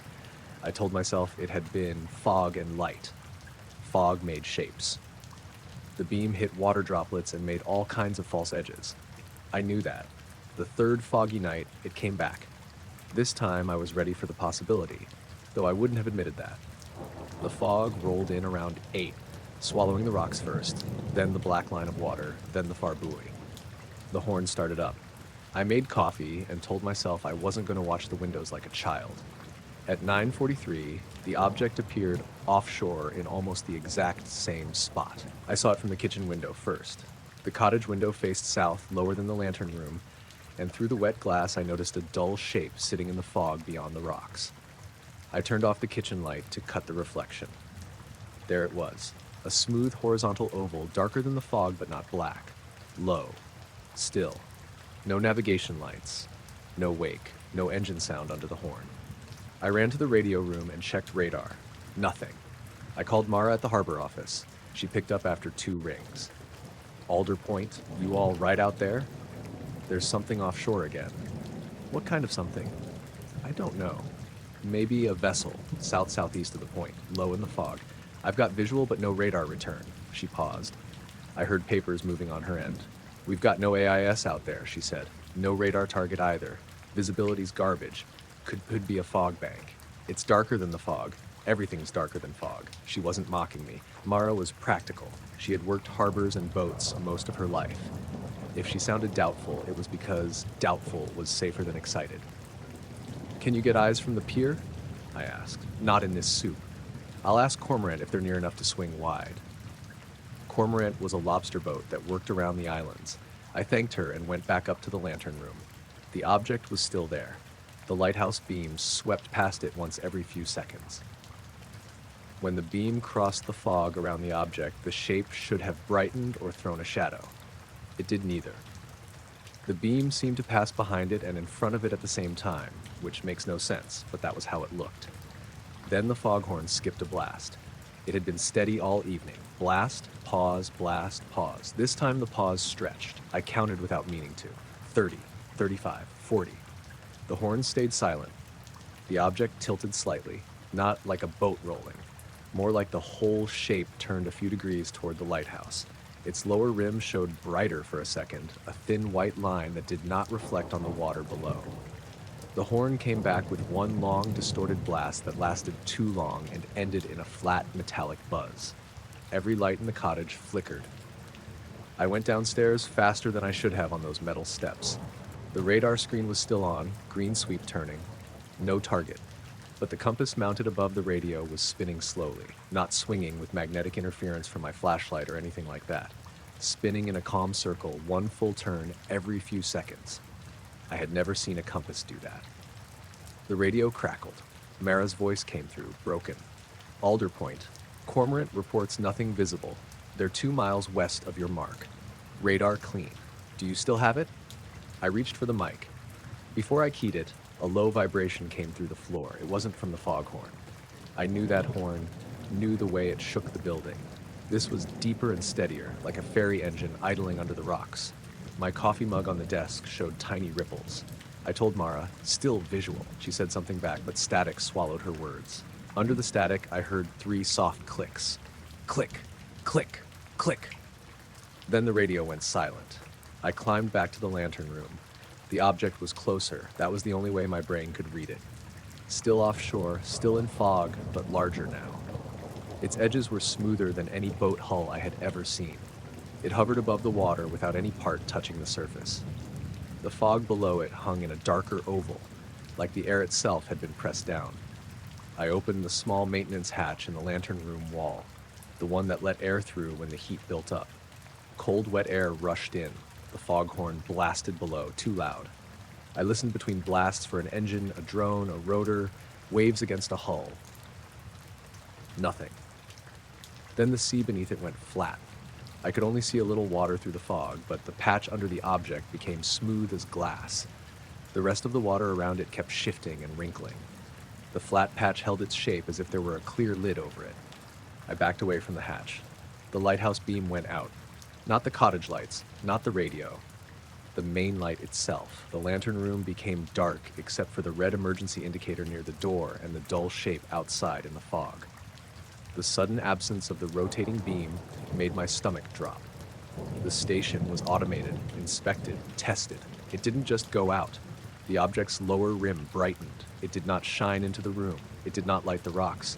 But I saw a white oval reflected faintly in the glass all around me, like it was behind every window at once. I ran downstairs to the control cabinet. The main breaker was fine. The automated system showed normal operation, lamp active, rotation active, no fault. The light outside remained dark. The radar screen showed one mark now, not at the object's position. At the lighthouse. A bright return sat dead center on the radar display, larger than it should have been, pulsing with each sweep. The station itself was showing up like a vessel on its own screen. The low vibrations stopped, so did the foghorn. The silence was absolute. No horn, no waves, no wind, no creak of the building. Even the refrigerator in the kitchen went quiet. The whole point seemed to have been dropped under glass. 3 taps came from the radio room window. I turned. The window was fogged on the outside. 3 clear circles appeared in the condensation, each about the size of a quarter, arranged in a triangle. They sat too high for a person standing outside unless that person was 8 feet tall, and there was no ledge there anyway, just rock dropping toward the horn shed. The lighthouse beam came back. The foghorn blasted at the same instant. I flinched so hard my shoulder hit the doorframe. On the radar, the bright return vanished. The sweep went clean again. Buoy, clutter, fishing boat far north. Nothing offshore. Nothing at the light. I ran upstairs. The object was gone. Only fog. Wet glass. The beam sweeping white into white. I didn't leave the cottage for the rest of the night. In the morning, the fog had lifted. The ocean looked normal, gray-blue and choppy under a low sky. Gulls yelled on the rocks like nothing had ever been quiet. The bell buoy clanged south of the point. I walked down to the horn shed and checked the exterior window where the 3 circles had appeared. There was no window ledge, no footprints on the wet rock, no sign of anyone being there. On the glass were 3 clean circles in the salt film. I wiped one with my thumb. It left a smear of clear glass. The surface was warm. The air was 47 degrees. Mara came out around noon in the harbor skiff with a technician named Felix. She didn't say much at first. She checked the log, then the radar history, then the light system. Felix tested relays and muttered to himself, "Everything passed. Your lamp never went out," he said. I watched it go out. He tapped the screen on the control cabinet. "System says it didn't." Mara looked at me over his shoulder. "Cormorant didn't see anything. Neither did the ferry. No calls from other boats. They wouldn't have seen it unless they were in the fog right here." She didn't answer. I showed her the circles on the radio room window. Her expression changed then. Not much. Just enough. "What?" I asked. She looked toward the water. There were marks like that on the old bell housing years ago. "What marks?" 3 clean circles. Salt gone. Nobody knew why. "When?" She shrugged. "Before your time. Before mine, really. My father mentioned it once." That was all she would say while Felix was nearby. The next clear evening, nothing happened. The following foggy evening, it appeared again. I had started to think it might. That was the part I hated. Some part of me was waiting for it by then. It's like I had become involved in a schedule I didn't agree to. It was just after 9. Fog low over the water, horn active, light normal. I stood in the lantern room with the lights off and the logbook under my arm. The object formed slowly this time, a dark oval far offshore, right where the sea vanished into white. It never appeared on clear evenings, only fog. That pattern made it feel less like something hiding and more like something using the fog, though I didn't know what that meant. I checked radar, nothing. I checked AIS, nothing. I called Mara. This time she didn't sound surprised. "Same place?" "Same place. I'm watching the harbor screen. Nothing." "It's there." "I believe you," she said, and that scared me more than if she had argued. The object hovered for almost 20 minutes. It never came as close as the previous night. It stayed out where distance became guesswork, just a steady, smooth shape in the fog. The horn ran normally. The light did not fail. The only strange thing was the radio. Every time the lighthouse beam swept across the object, the radio gave 3 clicks. Click, click, click. Then quiet until the beam came around again, recorded it on my phone. The phone showed the recording running, but when I played it later, the audio was only foghorn and my breathing. No clicks. Around 9:32, the object faded, not moved away, faded. The fog thickened in front of it, and it became part of the white, then nothing. Mara called a minute later. "It's gone?" "Yes." "Radar never showed a thing." I asked if anyone else had reported anything. She hesitated. "Thomas, there's an old fisherman named Victor Pell. He called the office tonight from South Harbor, said if the light at Alder Point goes quiet, nobody should be on the water. The light didn't go quiet." "I know." "What does that mean?" "I don't know," she said. He hung up. I found Victor 2 days later at a bait shop in Rockland when I went into town for supplies. He was in his 80s, narrow as a broom handle, with skin like old rope and a red Sox cap that looked older than I was. The woman behind the counter pointed him out when I asked. I told him I was at Alder Point. He looked at me for a long second and said, "Then you saw it." I didn't say yes or no. He bought a pack of hooks and walked outside. I followed him because I wasn't ready to let it go. "What is it?" I asked. He stopped beside his truck. "Off Alder? Fog eater." I almost laughed. He didn't. "It sits out where you can't range it," he said. "Radar won't paint it. Sound goes funny around it. Sometimes the horn cuts. Sometimes your compass starts lying." "When did you see it?" 68, 71, maybe 80. Hard to remember. He looked past me toward the harbor. "Only in fog. Never clear." "Did it come close?" He opened his truck door. "Close enough." "What happened?" He looked at me then, and his face had no old man drama in it, just tiredness. "The water forgot it was water," he said. Then he got in and drove away. The last time I saw it was near the end of October, 3 nights before I was supposed to hand the station back for winter. The fog came in fast after sun season. By 7, I couldn't see the rocks below the cottage. By 8, the horn shed itself was gone in the white. I kept all interior lights off except the small lamp in the radio room, and I checked the radar every few minutes without admitting to myself why. At 10:17, the object appeared, much closer. It hung just beyond the rocks south of the point, low over the water, maybe a few hundred yards out. Close enough that I could see the surface clearly when the lantern beam swept near it, though the beam still did not seem to touch it properly. It was smooth and metallic, but not shiny. More like wet lead. It had no seams, no windows, no markings. Its shape was a flattened oval, wide and heavy-looking, with a slight dip along the top. It hovered maybe 6 or 8 feet above the sea. The radar showed nothing. I called Mara, but the radio wouldn't transmit. The mic clicked under my thumb, and instead of my voice going out, the speaker played the low vibration I had heard before. My phone had no signal. The landline in the cottage gave a busy tone, though nobody was on it. The foghorn stopped. The lighthouse beam slowed. I watched the rotation crawl, slower and slower, until the beam pointed out toward the object and held there. The entire lantern mechanism should not have been able to stop like that without alarms going off. No alarms sounded. The object sat in the beam. Still it cast no shadow. Below it, the ocean flattened into a perfect circle. The waves struck the edge of that circle and slid around it, leaving the middle smooth and dark. Mist rose from the circle in 3 thin columns, evenly spaced in a triangle. They climbed toward the underside of the object and stopped just short of touching it.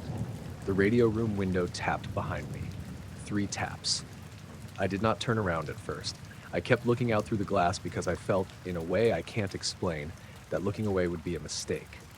Then the lantern room door opened. It was heavy and latched. I had closed it behind me when I came up. It swung inward about 6 inches and stopped. The cottage below was dark. Someone said my name from the stairwell. Thomas. It was Mara's voice. Not through the radio, not outside. From below, inside the lighthouse. I knew she was not there. No boat had come. No door had opened downstairs. I had been alone all evening. The voice came again. Thomas, answer. I stepped backward until I bumped the rail around the lens housing. The object offshore tilted. The 3 columns of mist under it twisted slightly, still holding their spacing. The beam from the lighthouse remained frozen on it. The glass of the lantern room began to fog from the outside, all around me, even though the wind should have kept it clear. 3 circles appeared in the fogged glass directly in front of my face. Then 3 more to my left. Then 3 more to my right. All around the lantern room, clear circles formed in sets of 3, arranged in triangles, like something was touching the glass from every side at once. Mara's voice from the stairwell said, "Radar has you." The radar screen was downstairs, but I suddenly pictured it in my head. The sweep, the green glow, the center point pulsing. I moved toward the stairs because staying in the lantern room felt impossible. The door swung open wider without anyone touching it. I went down slowly, one hand on the cold rail, the other on my flashlight. Halfway down, the foghorn sounded once. Not from the horn shed, from inside the tower. The blast filled the stairwell, too loud and too close, and I dropped to one knee with both hands over my ears. The metal steps vibrated. The sound stretched until it became a low, flat tone, then stopped. When I reached the radio room, the radar screen was on. There was a bright target at the center again, the lighthouse. Around it, 3 smaller returns appeared in a triangle, close enough that they seemed to sit on the rocks around the station. The sweep passed over them again and again. Each time, the returns brightened. I looked out the radio room window. The fog was pressed against the glass. I couldn't see the rocks or the sea, just white. Something moved in that white. Not a person, not a beam of light. A darker place sliding past the window, tall and smooth, with no outline I could keep. It moved from left to right and vanished. I backed into the desk, knocking over the logbook. The radio turned on by itself. Victor Pell's voice came through. I knew it was him, though I had only met him once. "Don't range it," he said. Then Mara's voice, "Alder Point, do you copy?" Then my own voice, quiet and close. "It is closer than radar." The main light began rotating again overhead. The foghorn resumed outside. The radar screen cleared. The center target vanished. The 3 smaller returns vanished. Buoy, clutter, empty water. I ran to the door and threw it open. Cold fog rolled in. The horn shed loomed faintly below. The rocks were wet and black. The object offshore had gone, but the water where it had hovered remained flat for a few seconds longer than it should have. Then waves moved through it again. My phone buzzed. The signal had returned. There were 6 missed calls from Mara and 1 text. Do not go outside. I was already outside. I went back in and locked the door. Mara came at first light with 2 Coast Guard men and Felix, the technician. I hadn't slept. I had sat in the kitchen with a wrench in my hand and every light on, listening to the horn and waiting for the object to come back. They found nothing wrong with the light, nothing wrong with the horn, nothing wrong with the radar except 1 log file that showed 3 targets around the station at 10:17, but only for 6 sweeps. Felix called them ghosts and said the system did that sometimes. Mara didn't. Outside, the rocks below the radio room window had dried in 3 round patches, even though everything else was wet from fog. On the lantern room glass, the salt film had been cleared in dozens of small circles, all arranged in sets of 3. One of the Coast Guard men asked if I had cleaned the windows. I said no. He looked at the circles and wrote something down. I left Alder Point 2 days early. Mara didn't argue. She brought me back to the mainland herself in the harbor skiff. The morning was clear and cold. Alder Point light shrank behind us. White tower, red roof, rocks shining with spray. It looked ordinary and stubborn and empty. Halfway across, Mara slowed the skiff and looked at her small radar display. What? I asked. She tapped the screen once.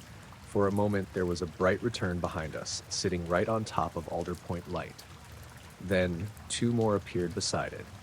3 targets, arranged in a triangle around the lighthouse. I looked back at the point. The sky was clear. The water was clear. The lighthouse stood alone on the rocks, with nothing above it and nothing offshore. Mara pushed the throttle forward. Neither of us spoke until we reached the harbor. The light dropped behind the ridge at 2:17 in the morning. I had been watching it for about 4 minutes before that, though at first I thought it was a plane coming toward the tower. I was volunteering as a fire lookout in the Bitterroot Mountains in western Montana. The tower sat on a narrow peak above the Selway Bitterroot Wilderness, about 12 miles from the nearest paved road. It was an old Forest Service structure with a square room on top, windows on all 4 sides, and a steep metal staircase underneath. I stayed there in week-long shifts during the dry part of the summer. That night, in late August, was cool and clear. There had been lightning storms 2 days earlier, so I was awake checking the horizon every hour for smoke. The moon was low in the west, and the air was still enough that I could hear the generator at a radio site on another ridge several miles away. The light appeared over the northeast tree line. It was brighter than a star, but not as bright as the moon. It moved slowly from left to right, then stopped above Harwood Ridge. I picked up the binoculars. Through the lenses, it looked like a white ball with a faint orange edge. There were no blinking wing lights. I could not see a body around it. It held still for maybe 30 seconds, then moved straight up a short distance. I checked the wall clock. It was 2:13. I tried the radio. Lookout 7 to district, possible aircraft northeast of my position. There was no answer. That was normal at night. The district office was closed, and the radio repeater sometimes failed after midnight. I switched channels and called the county dispatch frequency. Still nothing. The light started moving again. It crossed above the ridge faster than before, stopped, then made a small movement backward. It reminded me of someone dragging a flashlight across a dark room and changing their mind. I lowered the binoculars and watched with my eyes. The light seemed lower now. It dropped toward Harwood Ridge without tilting or circling. There was no engine noise. I knew the distance could have been confusing at night, but it looked close enough that I should have heard something. At 2:17, it disappeared behind the ridge. A pale glow remained above the trees. I expected an explosion or fire. Nothing happened. I marked the location on the fire map and wrote the time in the logbook. Harwood Ridge was about 6 miles northeast of the tower, steep on the western face and heavily forested. There were no roads on that side, only an old trail that had not been maintained in years. I kept watching. The glow faded after maybe 2 minutes. Then a red point appeared lower on the ridge. It blinked once, stayed dark for several seconds, then blinked again. I thought it might be a small fire beginning in the trees. I used the firefinder, the metal sighting device mounted in the center of the room, and took a bearing. The line pointed to a shallow saddle just south of Harwood Peak. I called it in again. No response. I wrote down the bearing and started watching for smoke. About 10 minutes later, the generator sound from the radio site stopped. The silence was immediate. I had gotten used to that distant hum, and when it disappeared, the mountain felt much larger. The tower lights flickered. They were powered by batteries charged through a small solar system. They sometimes dimmed when the refrigerator compressor started, but the refrigerator was not running. The lights flickered again. My handheld radio made a clicking sound.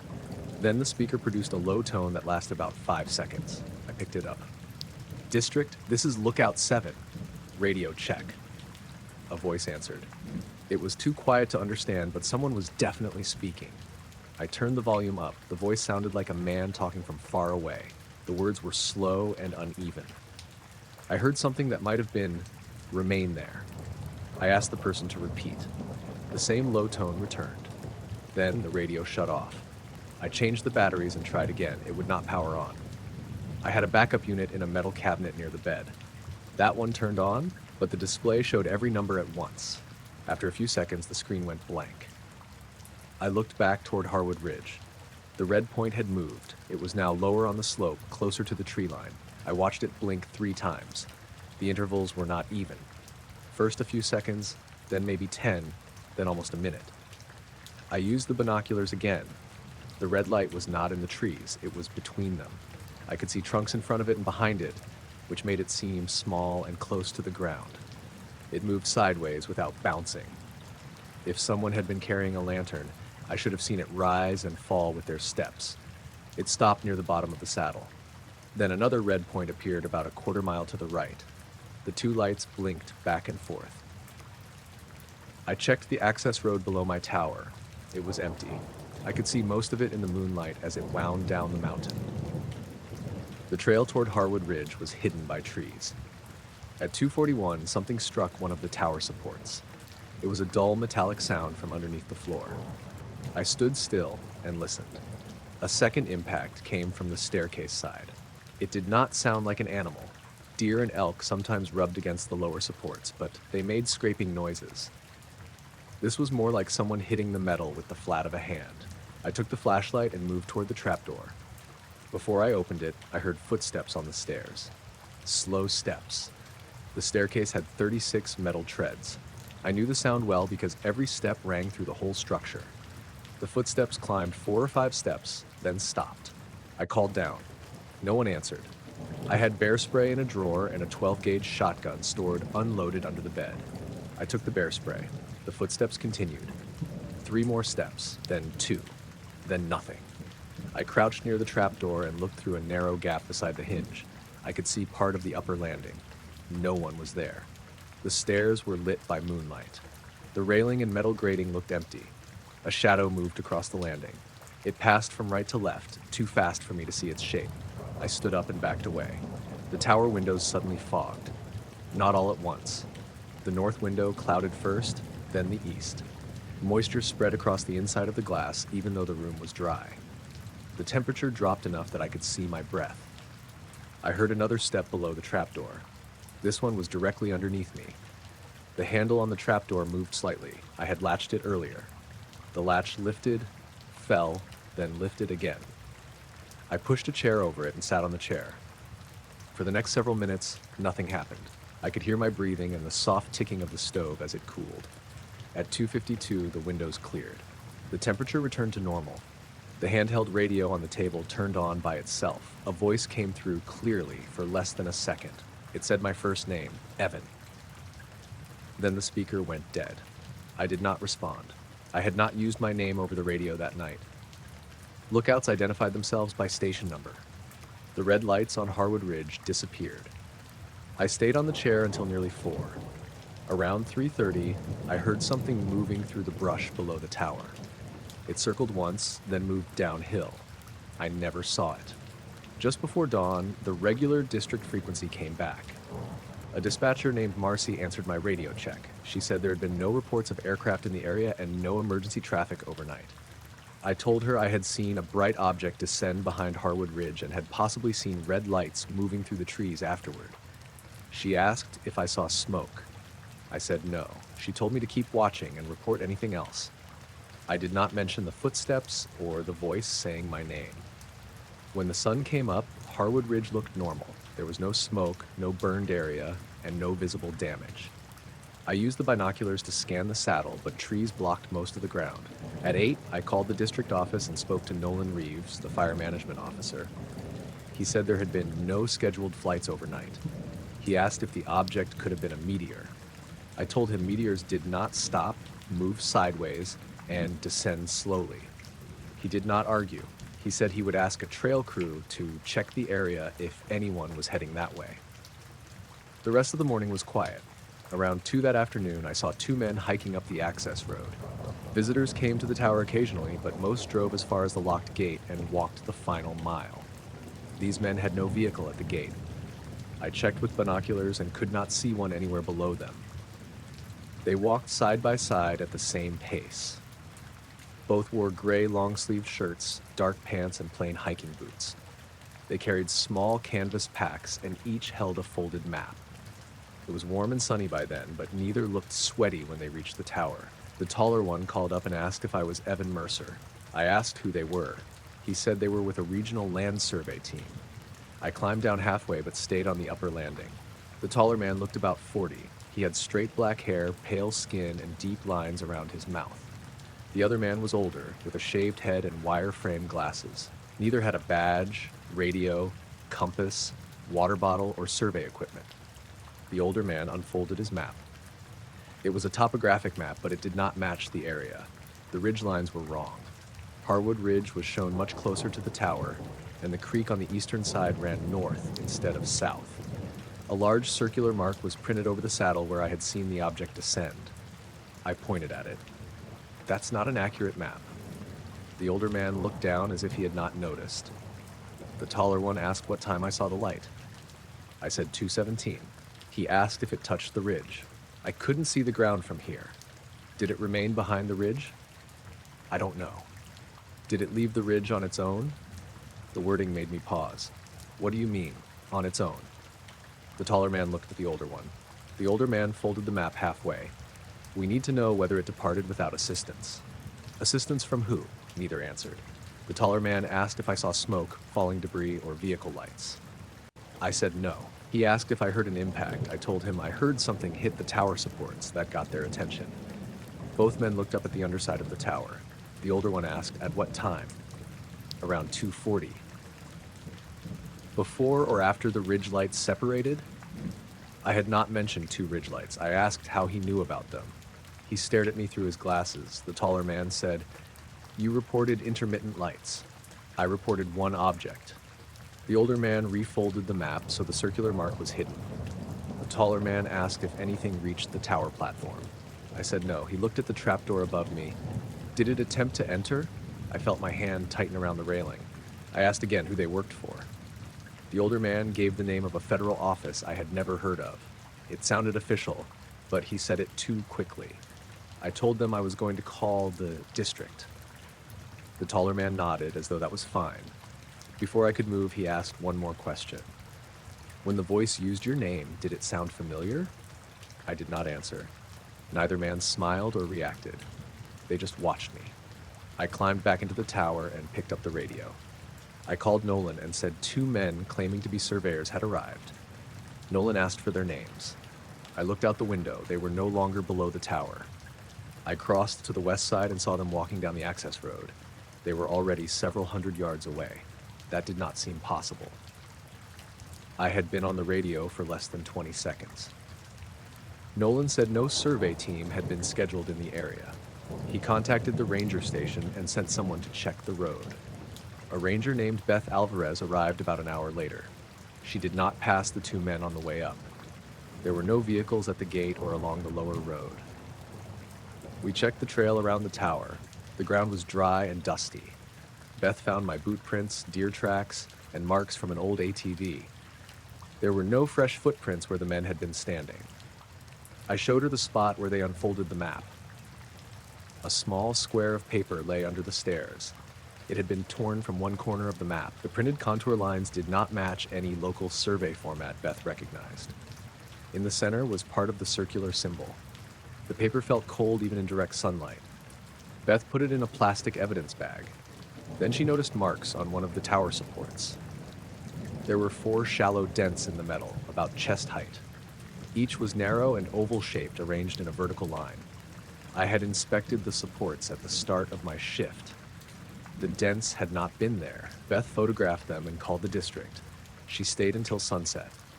At 7:10, the ranger station radioed that someone had found a black car parked near an abandoned logging spur on the east side of Harwood Ridge. It had no plates. When a deputy reached the location, the car was gone. That evening, Beth drove me down from the tower. The district brought in another volunteer for the night shift. I was supposed to stay 3 more days, but Nolan told me to take the rest of the week off. On the road back to Hamilton, we passed the turnoff toward Harwood Ridge. 2 men stood beside the trees near the cattle guard. They were too far away to see clearly, but one was tall and the other had a shaved head. Beth slowed the truck. The taller man raised one arm. He was not waving. He pointed across the road toward the ridge. A pale light appeared between the trees behind them. It was daytime, but the light was bright enough to see. Beth reached for the radio. The screen went blank. The truck engine lost power, and the headlights came on by themselves. We rolled past the turnoff at maybe 15 miles an hour. Neither man moved. The pale light followed us through the trees for about half a mile, appearing between trunks at the same height. It stopped when we reached the paved road. The radio came back. The engine returned to normal. Beth did not turn around. She drove me home before dark. The next morning, Nolan called and said the lookout who replaced me had reported no problems. There were no lights, no radio failures, and no activity around Harwood Ridge. He also said the piece of map Beth collected had disappeared from the evidence cabinet at the ranger station. The plastic bag remained sealed. Inside it was a different piece of paper. It was a section from the official Forest Service map, cut to the same shape. A small black circle had been drawn over the lookout tower. 2 weeks later, I returned to collect the clothes and food I had left behind. I went during the day with Beth. Everything inside the tower was where I had left it. The chair was still beside the trapdoor. The logbook was open on the desk. My entry from 217 had been changed. The original line had said, "Bright object descended behind Harwood Ridge. No smoke visible." Someone had drawn a line through the word "descended." Above it, in neat block letters, they had written, "Returned." I noticed the cars because the whole street looked like it had been wrapped in plastic. It was a little after midnight, maybe closer to 12:30, and I was walking home from the Blue Heron, a bar on the edge of downtown Annapolis where my friend Dario played bass on Wednesday nights. I had only had 2 beers because I had work in the morning, but I stayed late helping him carry an amp to his van. By the time I started home, the fog had rolled in from the water so thick that the street lights looked like blurry yellow balls. My apartment was about a mile away, over near Spa Creek, and I usually liked that walk. Old houses, narrow sidewalks, brick walls with ivy, boats clinking softly in the slips if you got close enough to the water. That night felt different, only because the fog made everything close. Sounds came from the wrong places. A car door shutting somewhere behind me sounded like it was right in front of my face. I cut down Murray Avenue because it was quieter than West Street. It was one of those residential blocks with older row houses on one side and small fenced yards on the other. Every parked car along the curb was wet with condensation, not just a little misted. The windows, roofs, hoods, mirrors, everything had beads of water running down them. You could see where people had touched door handles earlier because there were finger marks in the dew. I remember thinking my jacket was not enough for the damp. The cold felt like it was sitting on top of my skin instead of in the air. About halfway down the block, I noticed one car was dry. It was parked between a silver Corolla and a dark blue minivan. Nothing fancy. An older black sedan, maybe a Buick or a Lincoln, long hood, tinted windows, no front plate. It stood out right away because every car around it looked soaked, and this one looked like it had just come out of a garage. No moisture on the windshield, No beads on the roof. Even the side mirrors were clean and dull. I slowed down. At first, I thought the owner had just parked there. A warm engine could keep a hood dry for a while, but there was no ticking engine sound, no exhaust smell, no little curls of steam under the front. The tires were dry too, which made less sense because the street itself was damp. Any car that had driven there would have picked up wet streaks around the tread. I walked past it, then stopped 2 cars later and looked back. The whole block was quiet. Most houses were dark. One upstairs window had a TV flicker behind curtains. Somewhere a dog barked once and then stopped. The fog hung low over the roofs and softened the power lines. I do not know why I went back. Maybe because I was a little buzzed and curious. Maybe because it looked so out of place that my brain needed to fix it. I stepped off the sidewalk and stood beside the sedan. The black paint did not reflect the streetlight the way wet paint should have. It looked flat, almost too black, like the light ended on it. I held my hand above the hood without touching. Heat came off it. Not engine heat exactly. It was not hot enough to burn, and it did not rise in waves. It felt like standing close to a person under a blanket, a steady body warmth. I touched the hood with 2 fingers. Warm. I pulled my hand back fast and looked around like someone had caught me messing with their car. No one was there. The windows were tinted dark enough that I could not see the interior. The windshield had no fog inside either. No parking permit, no dash camera, no papers, nothing hanging from the mirror. I looked for a badge or emblem, but the front grille had been removed or covered. The back of the car was hard to see because of the way it was parked tight behind the Corolla. A small click came from under the car. I stepped back. It sounded like a relay switch, the kind of quiet click you hear from old appliances. Then another click came from the driver's side door. The lock, maybe. I had not touched it. I backed onto the sidewalk and kept walking. After about 20 steps, I looked back again. The sedan's windows had fogged, not on the outside, from the inside. The windshield and side glass were slowly turning gray, like someone had breathed across them all at once. I could see the fog spreading from the center outward, blooming against the glass. Then it stopped. A clear circle opened in the fogged windshield, about the size of a hand. I stood there with my heart beating too hard, staring at that little clear spot. Nothing looked out through it. I could not see a face or movement, just darkness behind the glass. But the circle stayed clear while the rest of the windshield turned milky. I made myself turn away and walk. I got to the end of the block and crossed at the stop sign without looking back. The fog got thicker closer to the creek. My shoes made soft scuffing sounds on the wet pavement. I kept feeling like I could hear a car idling behind me, but every time I stopped, the sound stopped too. When I walked, it came back, very low, almost under the normal city noise. I passed the little pocket park by the water, the one with the bench and the crooked trash can. The street lamp there was flickering. Not on and off, just dimming every few seconds. In the fog, the light looked like it was breathing. My phone buzzed in my pocket. It was a text from Dario. "You good?" I typed back. "Yeah, almost home." The message did not send. The little bar sat at the top for a few seconds, then failed. I had 3 bars. I tried again. Failed. That was when I noticed the time. 12:41. I had left the bar around 12:15. Even walking slowly, I should have been almost at my apartment by then, maybe already inside. But I was still by the park, only a few blocks from Murray. It felt like the walk had stretched without me noticing. I started moving faster. The sound behind me came back too. Not footsteps. Not exactly. It was more like tires rolling very slowly over damp pavement, except I could not hear an engine. I glanced over my shoulder and saw only fog and the orange blur of streetlights. No headlights, no car shape. A few seconds later, the smell changed.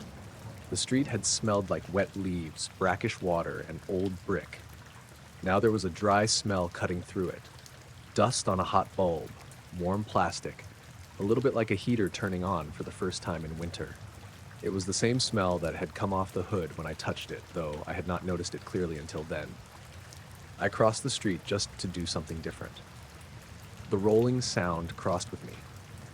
I stopped in front of a closed antique shop and turned around fully. The street was empty. The fog was not moving. That bothered me more than anything at first. It had been drifting across the road in slow sheets. but now it hung perfectly still. The leaves on a small tree by the curb did not tremble. A flag on a porch hung straight down.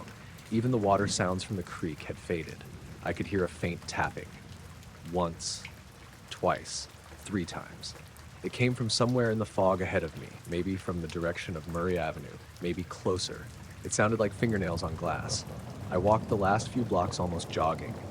My apartment building was an old converted house with 4 units and a sagging front porch. I reached it sweating under my jacket, even though the air was cold. I looked back from the porch steps before going inside. The street behind me was empty. Every parked car along my block was wet with condensation, white and shining under the lamps, except my neighbor's red hatchback. It was completely dry. I stared at it for a second, not understanding. The red hatchback belonged to Mrs. Alvarez downstairs. She never drove at night because her eyesight was bad. It had been parked there all week under a maple tree. Usually the windshield was covered with leaves and bird mess. Now it looked clean. Dry. Bare. The driver's side window had a clear hand-sized circle in the middle of fogged glass. I did not go near it. I unlocked the front door, went inside, and closed it as quietly as I could. The hallway smelled like old carpet and somebody's laundry detergent. Normal smells. I went up to my apartment, locked both locks, and stood in the kitchen without turning on lights. My hands still felt warm where I had touched the black car. Not burned, not sore, just warm. I washed it with cold water. The warmth stayed in 2 fingers. I tried texting Dario again. This time it sent.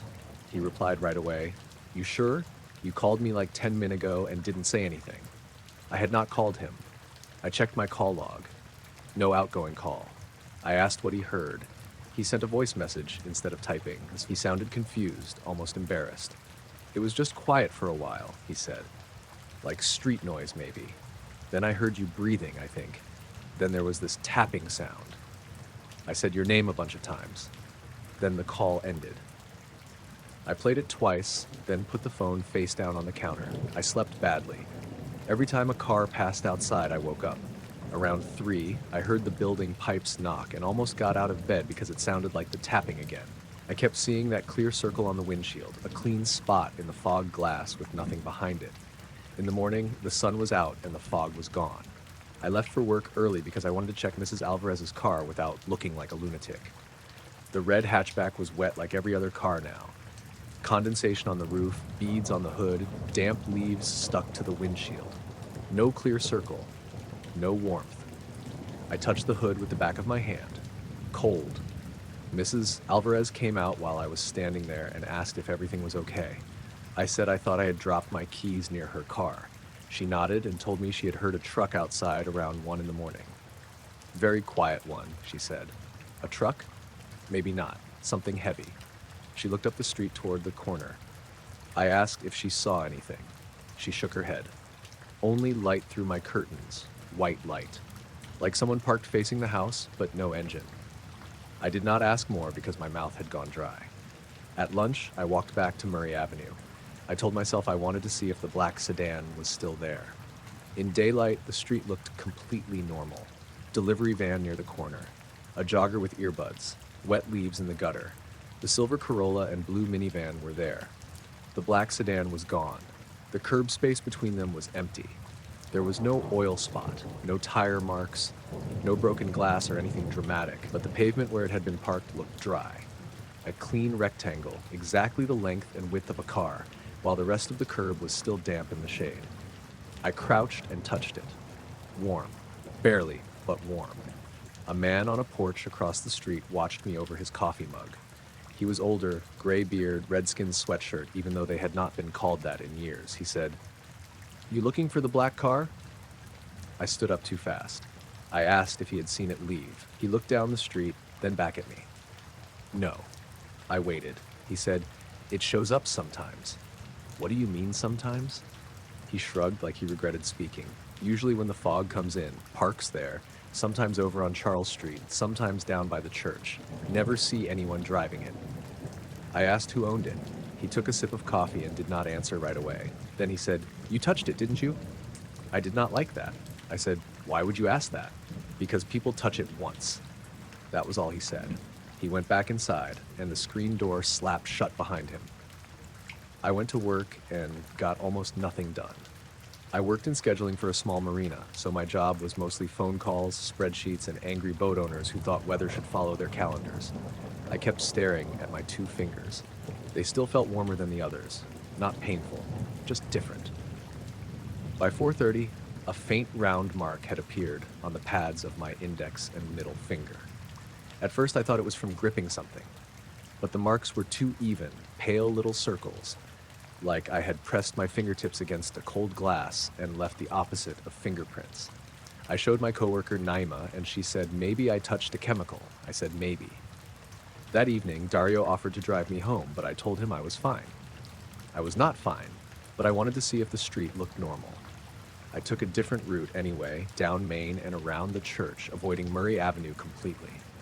The fog started again around 9. It came off the creek in low strips, catching in the alleys and around parked cars. By the time I reached my block, every windshield on the street was clouded over. I stood at the corner for a minute, checking each car. All wet, all normal. Then a dome light came on inside a parked car halfway down the block. It was Mrs. Alvarez's red hatchback. The light glowed dim yellow behind fogged windows, then faded out. No door had opened. No one sat inside, at least not that I could see. I crossed to the other side of the street and kept walking toward my building. A soft click came from the hatchback. Then another click from a different car ahead of me. Then another behind me. One by one, door locks along the street clicked, each car making its own little sound. A Honda, a pickup, a minivan. Click, click, click. The sounds moved with me, matching my pace, as if the cars were waking up as I passed. I stopped under the maple tree. The clicking stopped too. The fog thickened fast. The houses across the street blurred into dark shapes. The porch light above my building turned off, then on again. In that short, dark moment, I saw a white reflection on the side window of Mrs. Alvarez's hatchback. A circle. When the porch light came back on, the circle was gone. I got inside and locked the door. I called Dario instead of texting. He answered from some loud place, probably another gig, and I told him I needed him to stay on the phone until I got upstairs. He asked what was going on. I said I would explain later. As I reached my apartment door, the call went silent. Not dropped. The seconds kept counting, but the bar noise on his end disappeared. I said, "Dario?" No answer. Then the tapping started through the phone. 3 taps. Pause. 3 taps. At the same time, the same tapping came from outside my apartment window. I lived on the 2nd floor. I stepped backward into the hall, staring at the window at the end of my living room. The blinds were down. A pale light seeped around the edges, not bright enough to light the room, just enough to outline the slats. Something tapped once more on the glass. I hung up and turned on every light. The tapping stopped. I made myself walk to the window. The blinds shook slightly like they had been touched. I lifted one slat with my finger and looked out. No ladder, no fire escape, no tree close enough to touch the glass. The street below was foggy and wet. A few cars sat along the curb, all shining with condensation. At the far end of the block, a black sedan sat under a streetlight, completely dry. I backed away from the window and did not look again until morning. The next day was Saturday, so I did what people do when something makes no sense. I tried to gather normal proof. I bought a cheap temperature gun from Home Depot, the kind you point at grills or vents. I checked my own car, Mrs. Alvarez's car, the porch railing, the sidewalk, the brick wall, all normal within a few degrees of the outside air. I also asked Mr. Figueroa, my landlord, if the outside cameras worked. He said the front camera worked when it felt like it. I asked if I could see the footage from the night before because someone had been near my window. He got serious then and invited me into his unit to check the app. The camera showed the street in grainy black and white from 8 until 11. Fog rolled through. Cars sat parked. A raccoon crossed the sidewalk at 9:12. At 9:38, the image froze. The timestamp kept moving. The fog stopped. The raccoon, halfway under a bush, stayed still. A wet leaf in the air near the curb hung in place like it had been pinned. The freeze lasted 6 minutes. When the video resumed, the far streetlight was glowing brighter than before. A black shape sat under it, the sedan. It was already parked there. No headlights had approached. No car had turned in. One frame, empty curb. After the frozen section, black sedan. Mr. Figueroa leaned closer to the monitor. "What is that?" I said I did not know. He scrubbed forward. At 9:51, every parked car's hazard lights flashed once, just once. The sedan did not flash. At 10:04, the porch light above the building went out, then back on. The camera did not show my window because it was too high, but it caught the fog under it brightening faintly from above, like something was shining down from the second floor instead of up from the street. Mr. Figueroa said he would call the police if I wanted. I said not yet. I do not know why I said that. Maybe because a weird car appeared on camera during a freeze sounded like a waste of everybody's time. Maybe because I did not want a patrol officer touching the sedan and then having warm fingers and missed calls and tapping at their windows. That night, I did not go out. I ordered food and asked the driver to leave it downstairs. Around 10:30, Naima called to check on me because I had apparently sounded strange at work. While we were talking, she went quiet and asked if I had a TV on. I said no. She said she could hear a car turn signal. I listened. There was a soft tick through the phone, steady and slow. I walked to the window, but did not open the blinds. The ticking stopped. Naima said, "Okay, that's weird." Then she said my voice had gone far away, like I was across a room. I told her I was holding the phone to my face. She said someone else was breathing. I hung up. A minute later, my phone showed an outgoing call to my own number. It rang once in my hand. The screen said, "Me." I did not answer. The voicemail appeared 3 seconds later. I played it because apparently I had lost all common sense by then. It was mostly silence, but under it was the soft sound of foghorns from the harbor, though none were sounding outside. Then came 3 taps, then a whisper, not words, just breath pressed close to a microphone. At the very end, there was a car door closing. My fingers burned warm again. The 2 pale circles on my fingertips had darkened at the edges. On Sunday morning, the sedan was gone from the end of the block. The wet street showed another dry rectangle where it had been. This time I used the temperature gun. The sidewalk around it read 46 degrees. The dry rectangle read 81. I stood there staring at the numbers until a woman walking a beagle asked if I was okay. I said yes. She looked at the curb, then at the temperature gun. "Is it back?" I felt my stomach drop. She was maybe in her 40s, wearing a green rain jacket and boots, hair tucked under a knit cap.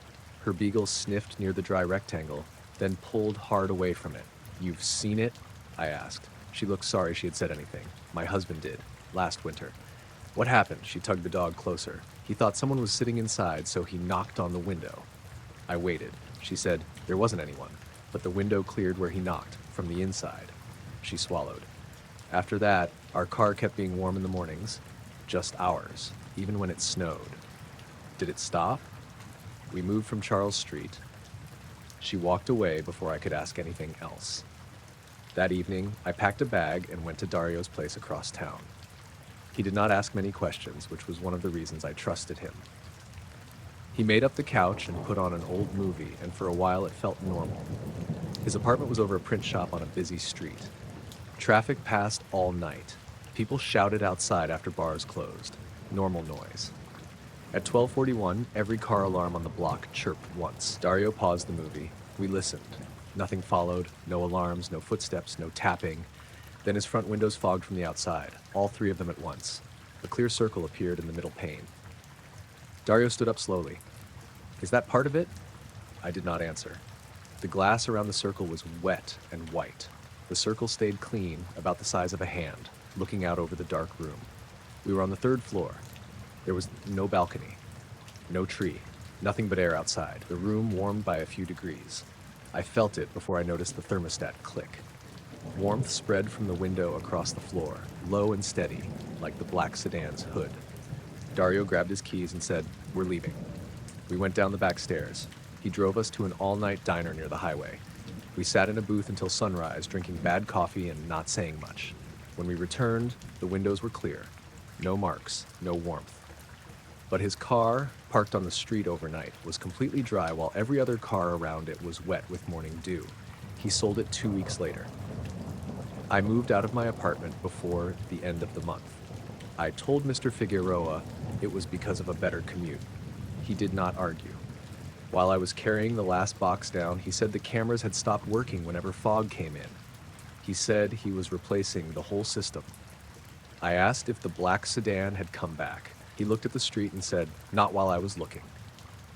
That was the last thing he said about it. I live in a newer building now, farther from the water, with underground parking and sealed windows. Most nights are normal. Sometimes fog still comes in, but it does not sit thick in the street the same way. I do not walk home late anymore if I can help it.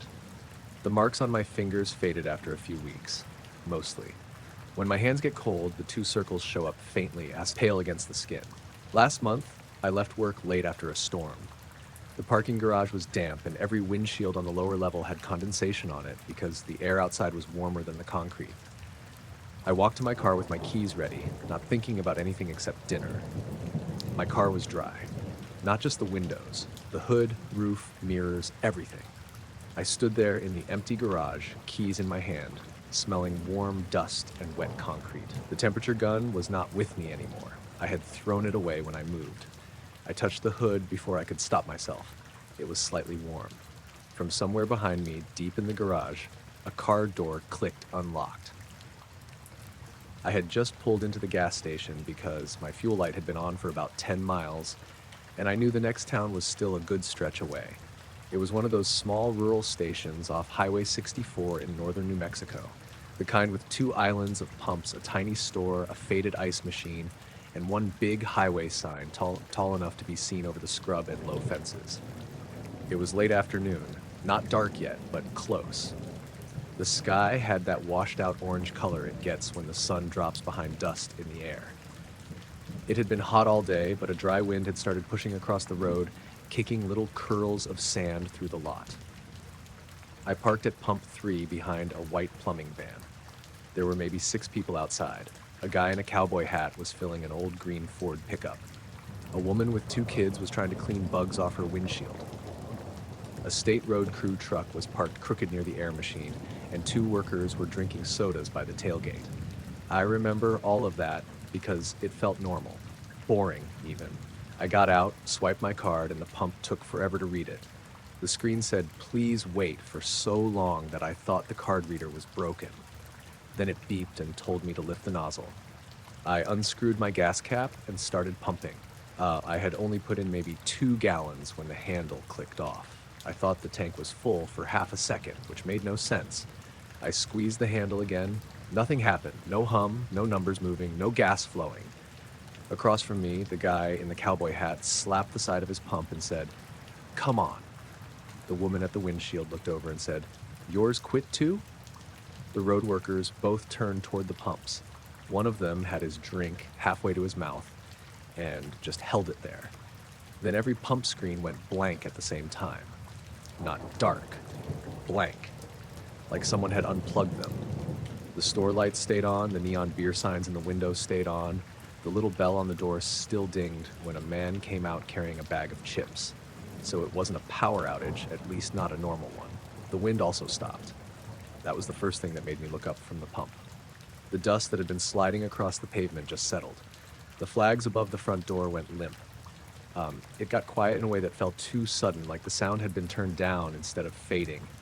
No one said anything for a few seconds.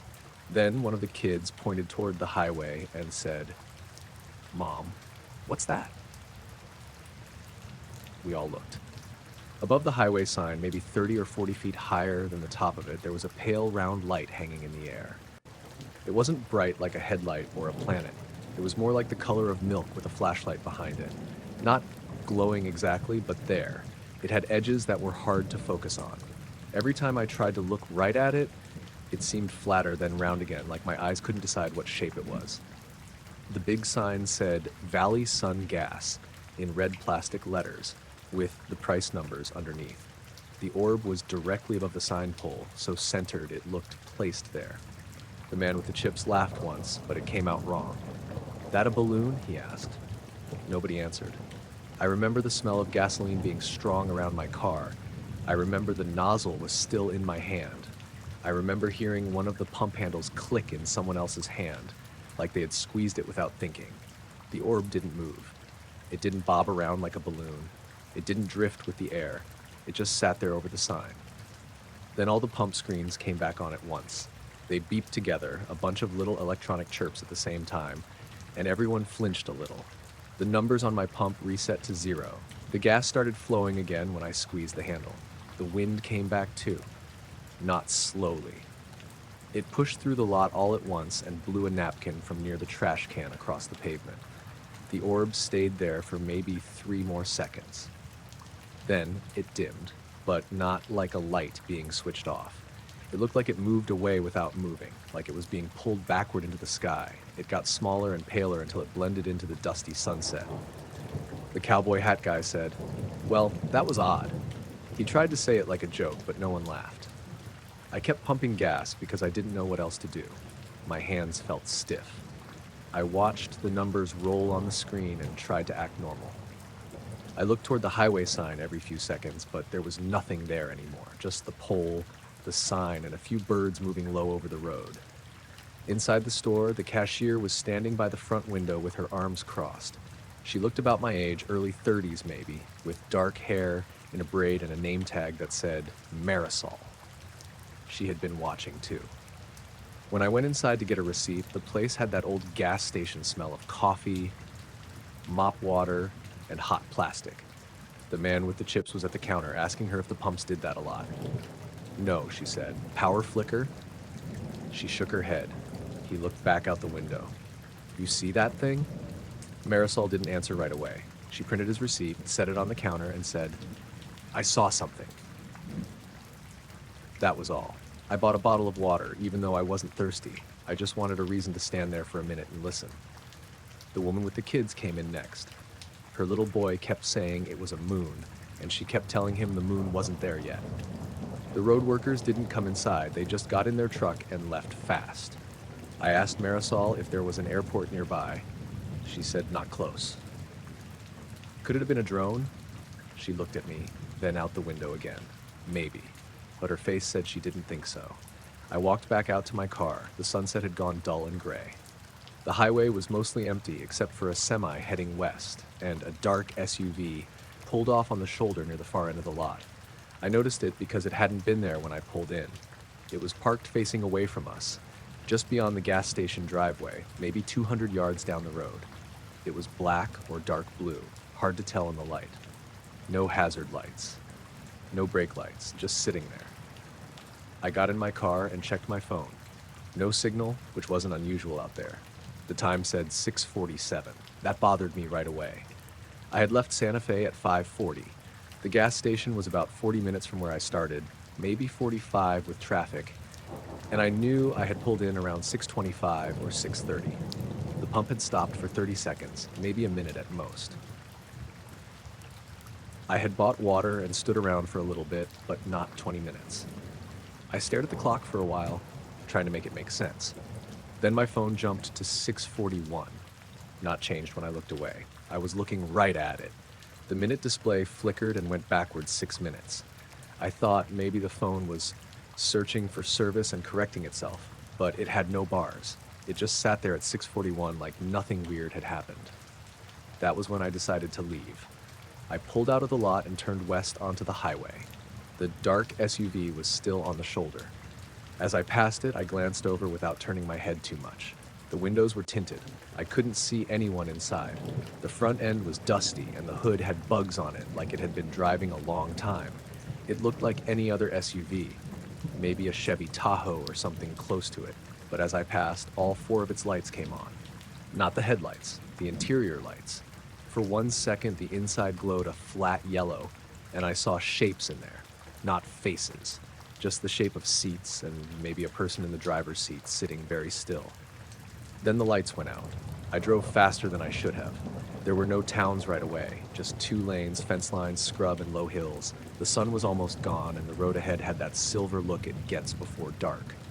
I kept checking my mirrors. At first, there was nothing behind me. Then, after maybe 5 minutes, there were headlights, far back, low and steady. I told myself it was the SUV, and then told myself that didn't matter. Cars drive on highways. That's what they do. But the lights stayed the same distance, no matter how fast I went. If I slowed down, they slowed down. When I sped up, they didn't gain or fall back. They just stayed there, two white points in the mirror. My radio had been off the whole time. I'm sure of that. I don't like music when I drive long distances because I get distracted. But the speakers made a soft clicking sound, like someone tapping a fingernail on plastic. 3 clicks. Pause. 3 clicks again. I reached over and pressed the power button. The screen lit up and showed 87.9 FM, which I never used. There was no music, just a low, rushing sound and those clicks underneath. I turned the radio off. The clicking kept going for another few seconds after the screen went dark. I was gripping the wheel too hard. My palms were damp. I kept thinking about the orb above the sign and the way everyone had gone quiet at the same time. Not scared exactly, more like confused in a way that made us all feel stupid.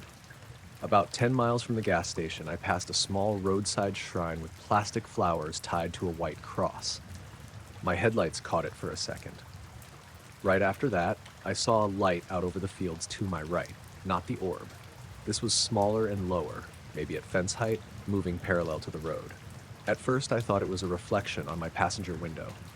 I rolled the window down a crack and hot, dry air rushed in. The light was still there, sliding along beyond the fence posts. Pale again, not white exactly. It moved smoothly, with no bouncing like a flashlight in someone's hand. I slowed without meaning to. The headlights behind me slowed too. The light in the field stopped.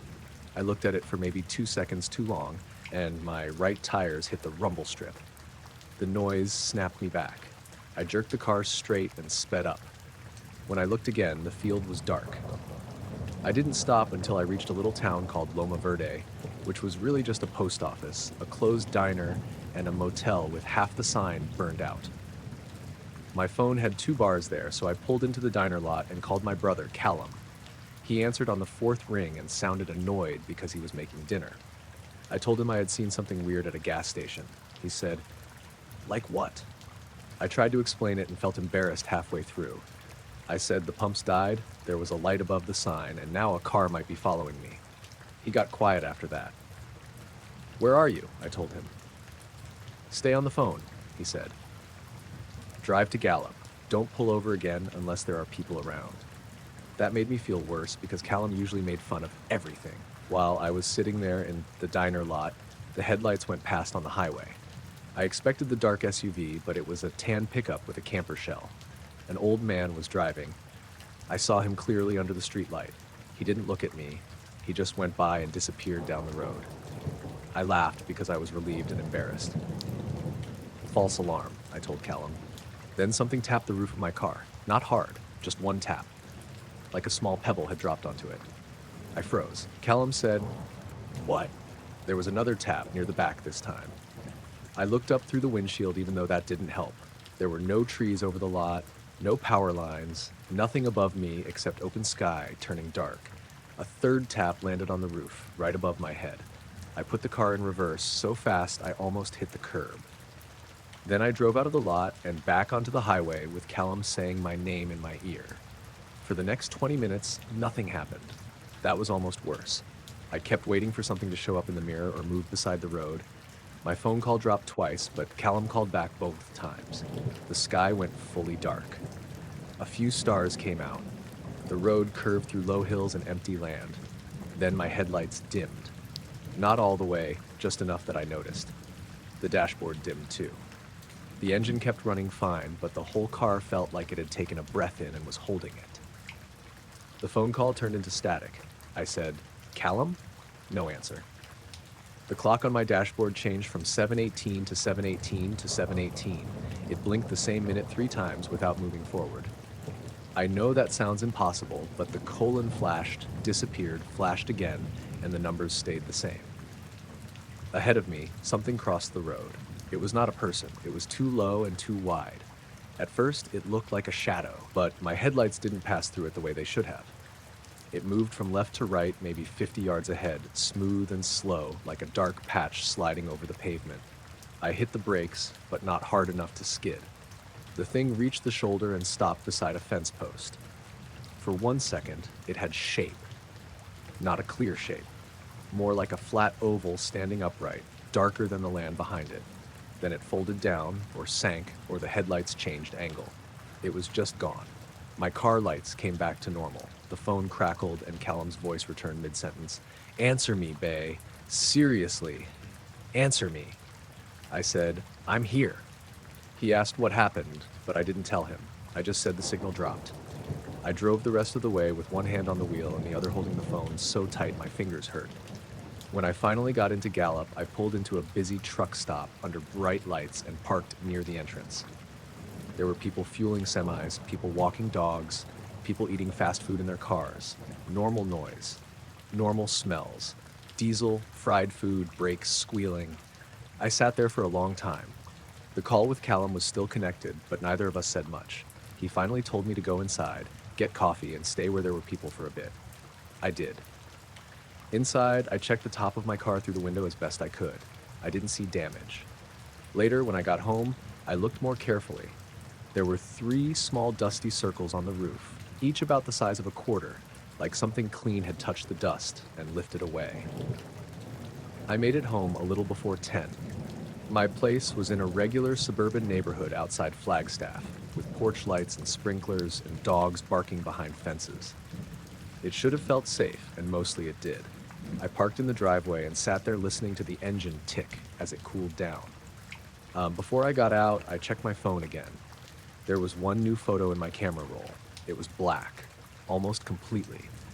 At first, I thought I had taken it by accident with the phone in my pocket, but the timestamp was 6:47 p.m., right when I had been sitting at the gas station confused about the time. I brightened it later, just using the regular edit tool on my phone. The picture showed the gas station sign from inside my car. The windshield edge was visible at the bottom. Above the sign was the pale orb, and in the reflection on the passenger side of the windshield there was the inside of my car. My empty passenger seat was visible. Behind it, in the back seat, there was a pale blur shaped almost like a shoulder, and the side of a head leaned forward slightly, as if someone had been sitting there watching the highway sign with me. I deleted the photo once. Then I restored it from the recently deleted folder because deleting it made me feel worse. The next morning, I called the gas station. A man answered, not Marisol. I asked if the pumps had any issues the evening before. He said, nope. I asked if Marisol was working. He said there was nobody there by that name. Then he hung up before I could say anything else. I found the station online and looked through photos. In one of them, posted 2 years earlier, there was a cashier behind the counter with dark hair and a braid. Her name tag was too blurry to read. I haven't gone back that way. I was sitting on the hood of my truck watching the storm crawl over the hills when I noticed the one light that didn't belong to it. The storm was still a good distance away, maybe 15 or 20 miles, moving slow from the southwest across a line of low ridges and dark tree cover. I'd parked at the edge of an old gravel turnout above a soybean field because I like watching weather when it stays far enough away to feel safe. That had always been my thing. Not chasing storms or anything like that, just sitting somewhere quiet and watching lightning flicker over the horizon. My name's Jace Holloway. I lived in a small town outside Knoxville then, and there was a county road I took out past some farms and a half-abandoned orchard whenever I wanted to be left alone. The turnout sat beside a rusted cattle gate and looked west over open land. No houses close by, no power lines cutting the view, just the fields, the tree line, and whatever the sky was doing. It had been hot all day, one of those heavy summer days where even the dirt smelled tired by sunset. By the time darkness settled in, the air had changed.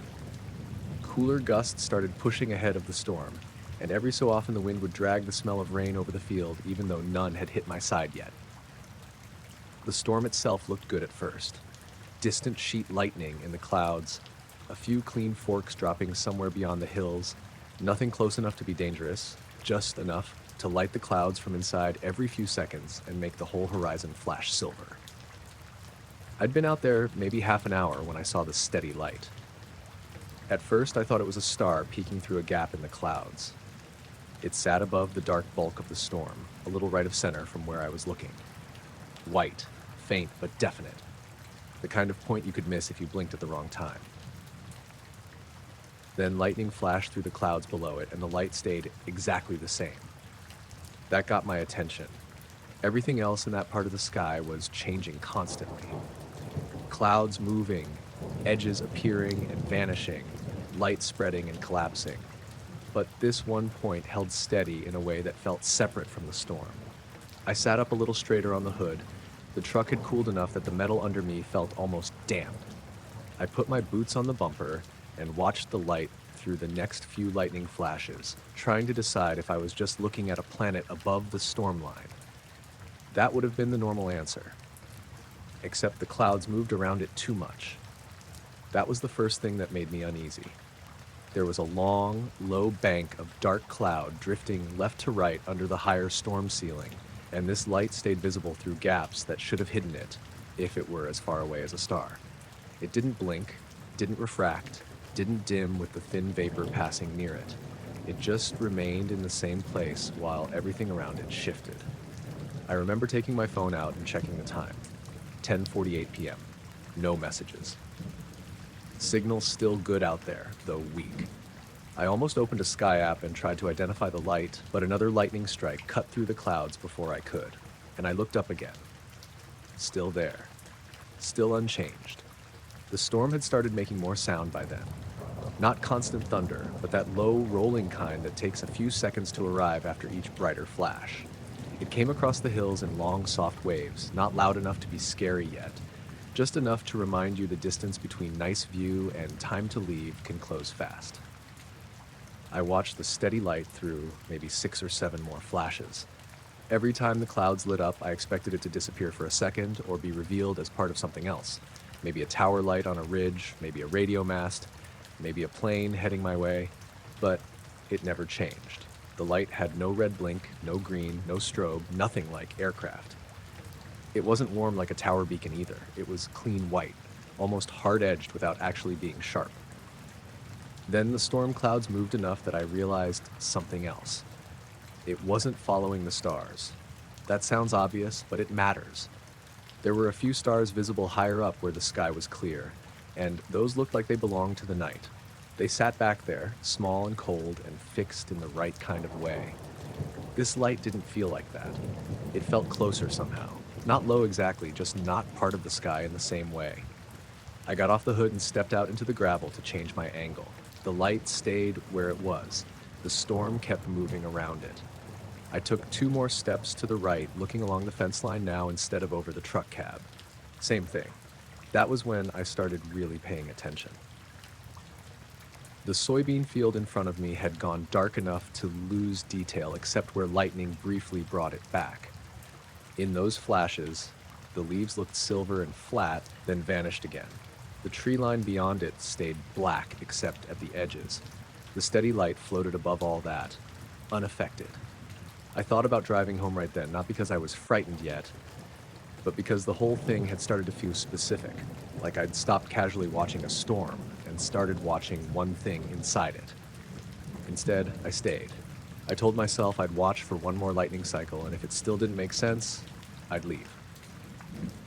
The next strike was bright enough to show the structure of the storm clearly. You know those moments when lightning goes off inside a cloud, and for a split second you see the whole thing layered out, the high canopy, the lower shelf, the rain shaft behind it, it was one of those. And there, just to the right of a bulging column of cloud, was the steady light. Not in front of the storm, not behind it, inside the same part of sky, but somehow separate from it.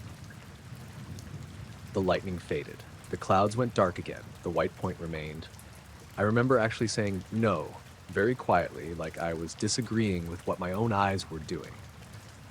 I raised my phone and tried the camera. On screen, the storm looked dimmer and less impressive than it did in person. The light was there, but only barely. A tiny, steady point above the darkest part of the cloud bank. I hit record anyway and held the phone up with both hands because I'd started to notice my fingers shaking. The camera picked up a flash of lightning, then another. The point stayed constant on the screen, just as it did with my own eyes. That should have made me feel better. Proof. Maybe. It didn't, because now it meant the thing was there in a way the phone could see too.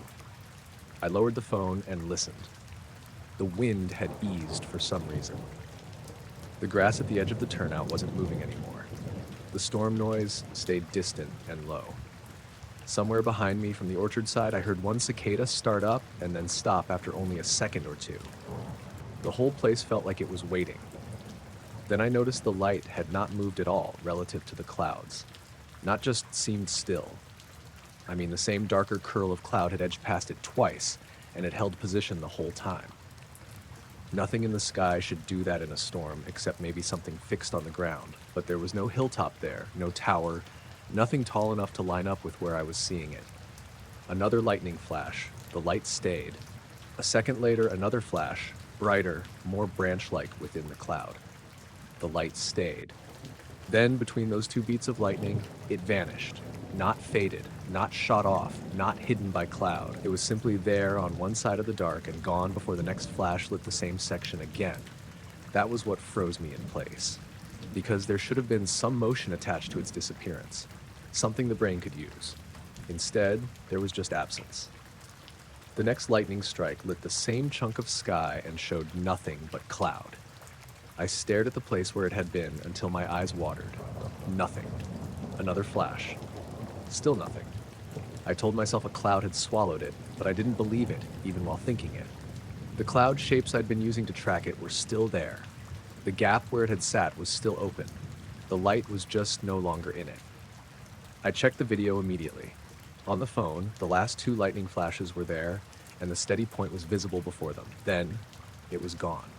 No streak, no blur, no dimming, just a tiny fixed light in one moment, an empty sky in the next. That's the exact kind of footage that should have made the whole thing smaller and easier to shrug off. Instead, it made it worse. Because it meant I hadn't imagined the stillness of it. And I hadn't imagined the way it failed to behave like part of the storm.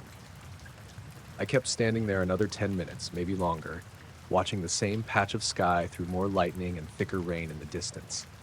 The storm shifted eastward. The lower clouds thickened. The field smell changed from dry earth to wet leaves and ozone. But the steady light never came back. Eventually, the practical part of my brain won. The storm was getting closer, and I was out in an exposed turnout on top of a gentle rise, being stupid on purpose. So I got in the truck. The engine sounded too loud. I kept the lights off a second longer than normal because I wanted one last clean look at the clouds without windshield reflections. Another lightning flash came and went, showing only the storm and the ridge. No light. I drove home with the radio off. At the first stop sign back near town, I looked at the phone video again under the dome light, and then hated myself for doing that because it made the whole cab feel smaller. The clip wasn't dramatic. If I'd shown it to someone without context, they probably would have said it was just a star disappearing behind a cloud. But I'd been there. I knew how fixed it had been relative to the moving storm, and I knew it hadn't vanished the way stars vanish. The next morning, I went back out in daylight.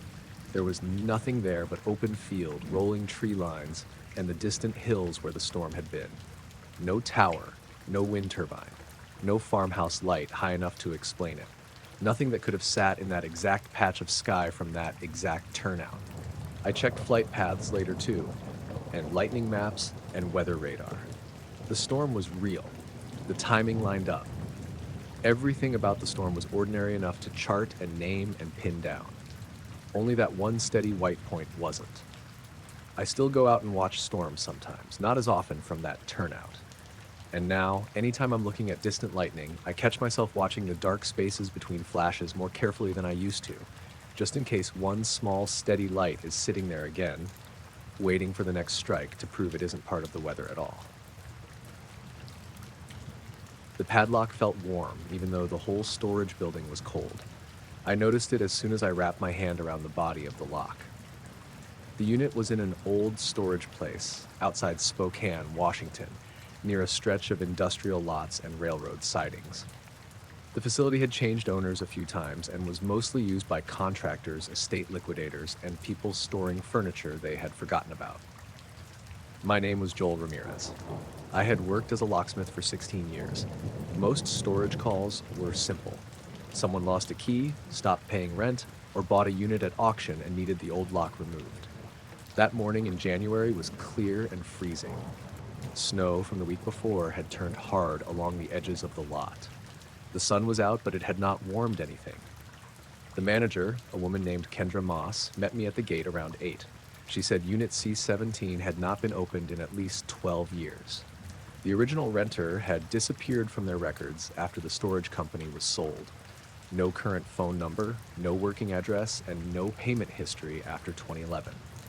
Somehow, the unit had never been cleared. It got overlooked during one ownership change, then sealed during another. A new owner had bought it at auction the day before. He was supposed to meet us at 9. Kendra led me through 2 rows of metal buildings to a narrow section near the back fence. C-17 had a roll-up door with faded blue paint and a heavy brass padlock. The lock was old but good quality. No rust around the shackle, no scratches near the keyway, no obvious tool marks. That was strange after so many years. Locks exposed to weather usually showed something. Dust, corrosion, dirt packed into the mechanism. This one looked like it had been installed recently, except the brass had darkened with age. I touched it again. Warm, not hot enough to burn, just warmer than my hand. Kendra noticed me staring. "What?" I asked if anyone had tried opening it recently. She said no. The facility had cut most of the abandoned locks before the auction, but C-17 was listed separately because the contents had never been inventoried. I used a flashlight to inspect the keyway. There was a thin, dark residue inside. It smelled metallic, almost like old batteries. I tried a tension tool. The plug did not move. I used lubricant. Still nothing. The lock was not frozen. It felt blocked from inside, as if something solid sat behind the pins. I told Kendra I would probably need to drill it. She shrugged and said the buyer had approved whatever was necessary. While I set up my tools, I heard tires on the gravel. A black sedan came around the corner and stopped about 30 feet away. 2 men got out. Both wore dark coats and plain trousers. One was tall, with gray hair and a narrow face. The other was younger, heavier, and had very pale eyebrows. They did not look like people who bought storage units. The older man walked toward us and asked if the owner had arrived. Kendra said no. He looked at the lock. Then he offered her $5,000 for the contents of the unit. Kendra laughed because she thought he was joking. He said he was serious.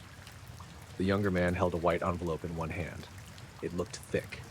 Kendra explained the unit had already been sold at auction and they would have to deal with the buyer.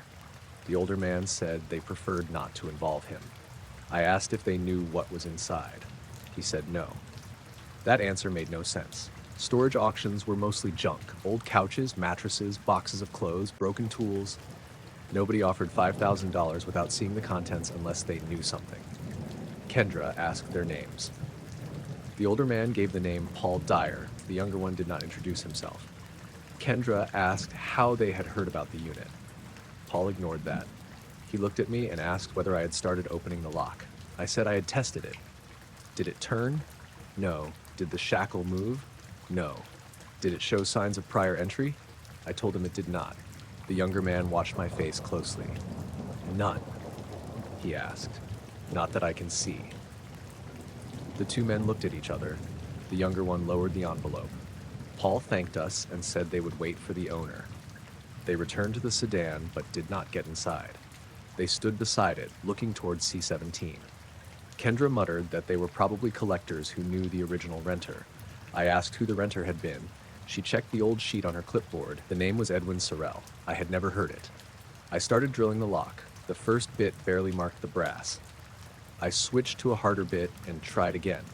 The drill motor slowed as soon as it touched the keyway. The battery indicator dropped from full to 1 bar. I pulled it away. The battery showed full again. I tried with a second drill.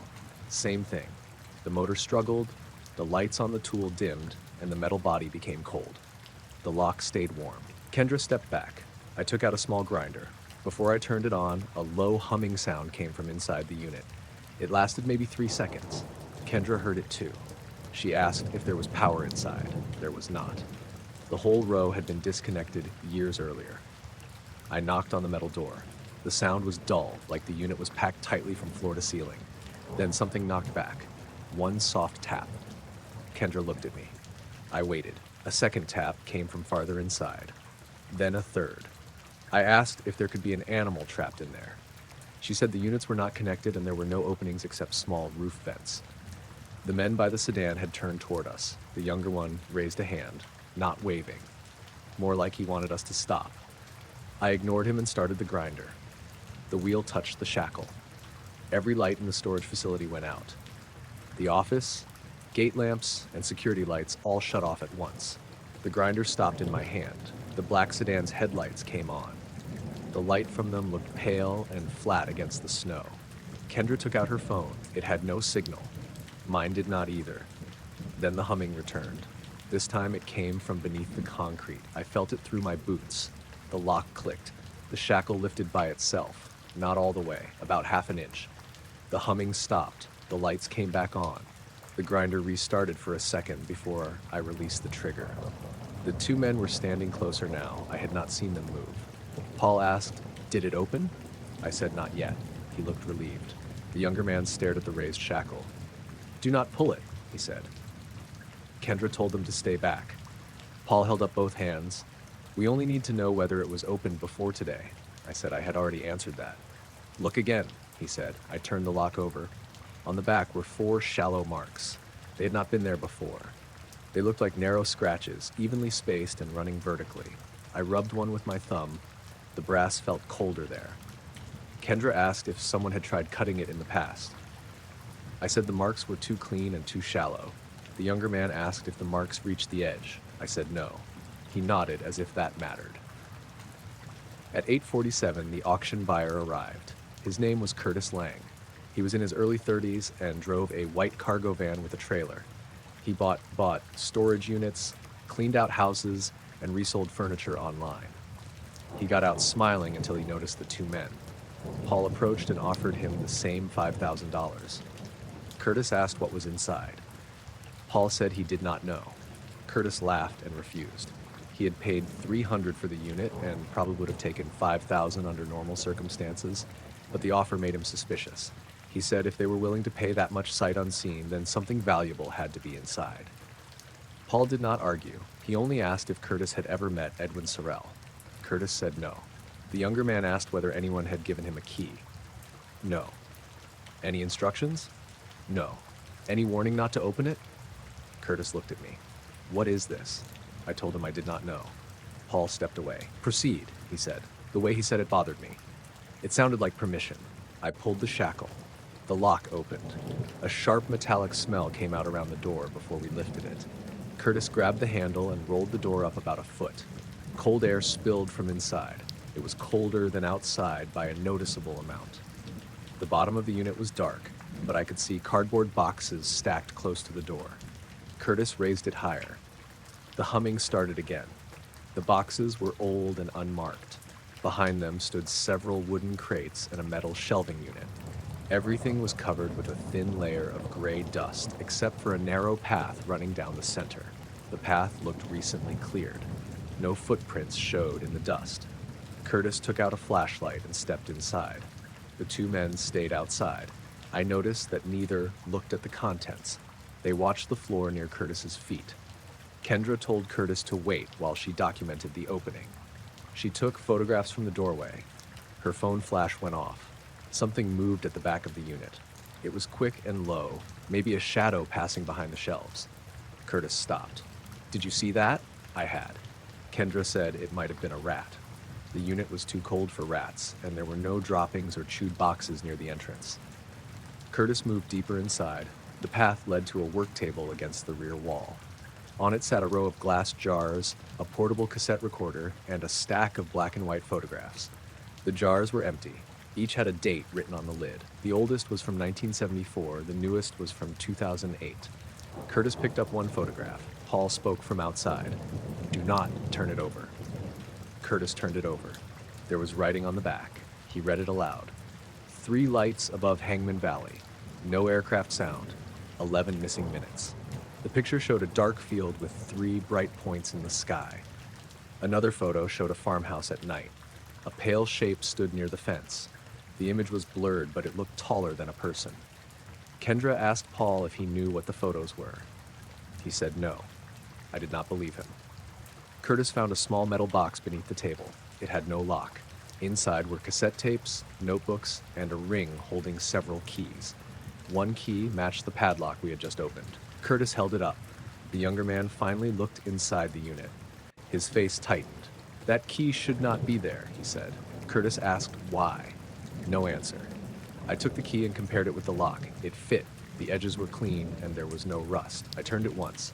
The lock worked perfectly. Kendra asked how the unit had remained sealed if the key was inside.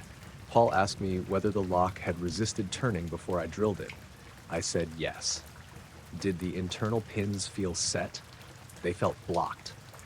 He wrote something in a small notebook. Curtis had started opening the cardboard boxes. Most contained ordinary things: clothes, newspapers, receipts, maps, and old camera equipment. One box held dozens of alarm clocks. Every clock had stopped. The times were different, but none showed minutes between 2 and 2:30. Another box contained compasses. Curtis set one on the table. The needle spun, slowed, and pointed toward the rear wall. He placed another beside it. Same direction. I used my phone compass. It pointed south for a moment, then rotated toward the wall too. The older man, Paul, stepped backward. The younger one asked, "Has the rear panel been disturbed?" Kendra said there was no rear panel, just the metal wall of the unit. He asked if another storage room sat behind it. She checked the map. Nothing did.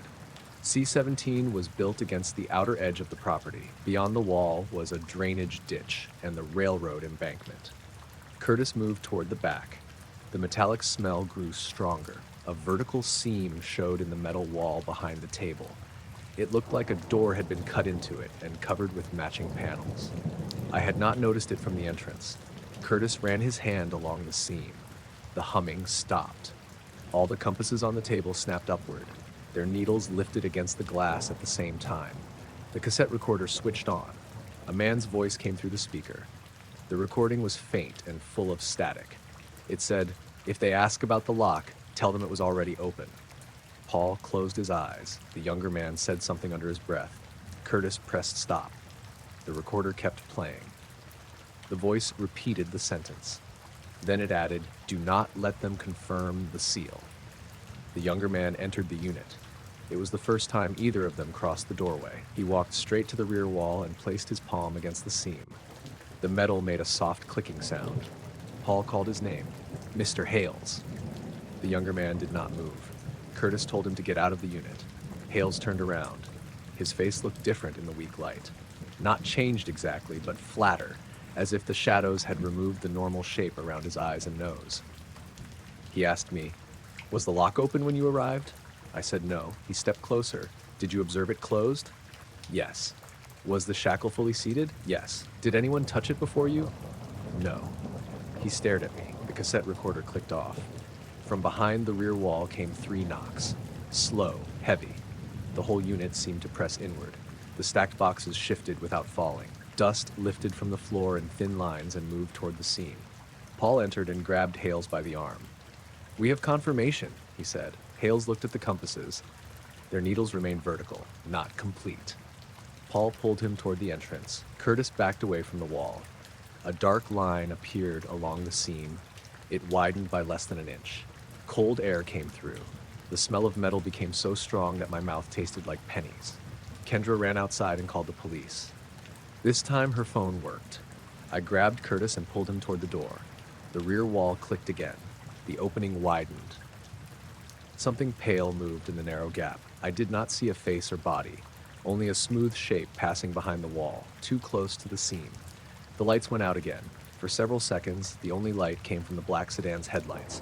They shone through the open storage unit and reached the back wall. The seam was gone. The metal looked solid. Hales stood near the doorway. Paul was outside. Curtis was beside me. But Kendra had disappeared. I called her name. No answer. The darkness lasted maybe 10 seconds. When the facility lights returned, Kendra stood beside the gate, holding her phone.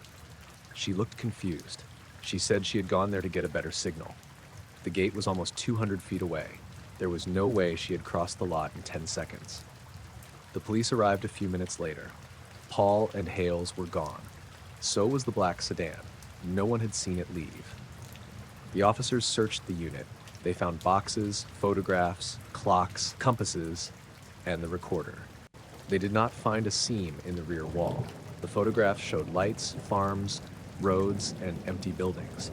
None showed the pale shape I had seen earlier. The tape in the recorder was blank. Curtis decided to keep the contents because he still believed some of it might be valuable. The officers advised him to inventory everything before removing it. I left around noon. On the drive home, I noticed the brass padlock sitting on the passenger seat. I had left it at the storage facility. The shackle was closed. I did not touch it until I reached my shop. Under bright light, I inspected the 4 marks on the back. They were deeper now. At the bottom of each scratch was a small, dark dot. I used a magnifying lens. The dots were not damaged. They were tiny letters. O.P. Ian. My shop phone rang. The caller ID showed no number. I answered. Paul spoke.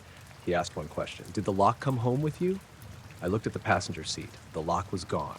I searched the truck, my pockets, and the ground outside. Nothing. That evening, Curtis called me. He said he had removed most of the boxes from C-17. The metal box and the old key were missing.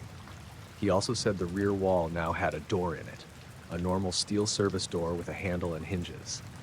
He had asked Kendra what was behind it. She told him the building plans showed only open ground. Curtis said he had not opened the door. 2 men were standing outside the unit. They had offered him $5,000 again. This time, they were not asking for the contents. They only wanted the padlock. I drove back before dark. Curtis was waiting near the gate with the door to his van open. The 2 men were gone. C-17 stood closed at the end of the row. A new brass padlock hung from the latch. It was the same make and model as the one I had removed. The metal was warm. On the back were 4 fresh vertical scratches. The rear service door was no longer visible from inside the unit. Only the metal wall remained. Curtis locked the roll-up door and gave me the key. It did not fit the padlock. I tried every blank and tool I carried. Nothing moved it. At 6:14, the humming started behind the wall. The lock clicked once. The shackle stayed closed. From inside the unit, a man knocked 3 times and asked whether we had checked for signs of prior entry. We got back from the walk at 8:41, and the first thing I noticed was the television lighting up the living room. I could see it through the front window while I was unlocking the door. The curtains were open, and the screen showed a dull green picture that looked like night vision footage. I thought we had left it on. My wife, Hannah, said she remembered switching it off because our son, Toby, had complained that she turned off his program before the credits finished. Our daughter, Maisie, had already gone around the side of the house and put her scooter in a shed, so I told Hannah it was probably Toby pressing buttons before we left. I didn't, he said. He was standing between us with both hands in his coat pockets. We lived in a semi-detached house on the edge of York, in a quiet estate built in the late 90s. The front garden was small. There was a short path from the pavement, a patch of grass, and a thick privet hedge separating us from our neighbor, Mr. Ellison. The image on the television showed that garden. At first, I assumed it was a security camera channel from somewhere nearby. The picture looked down from roughly the height of the upstairs windows. I could see the front path, the grass, the hedge, and the bonnet of our car. There was no camera there. I opened the front door, and the image changed a moment later. The door on the screen opened after ours did, delayed by maybe 2 seconds. Then the 4 of us came into view from above. Maisie appeared from the side passage and ran across the grass toward us. On the television, she did the same thing 2 seconds later. She stopped in the hallway when she saw the screen. Is that us? Hannah walked into the living room and picked up the remote.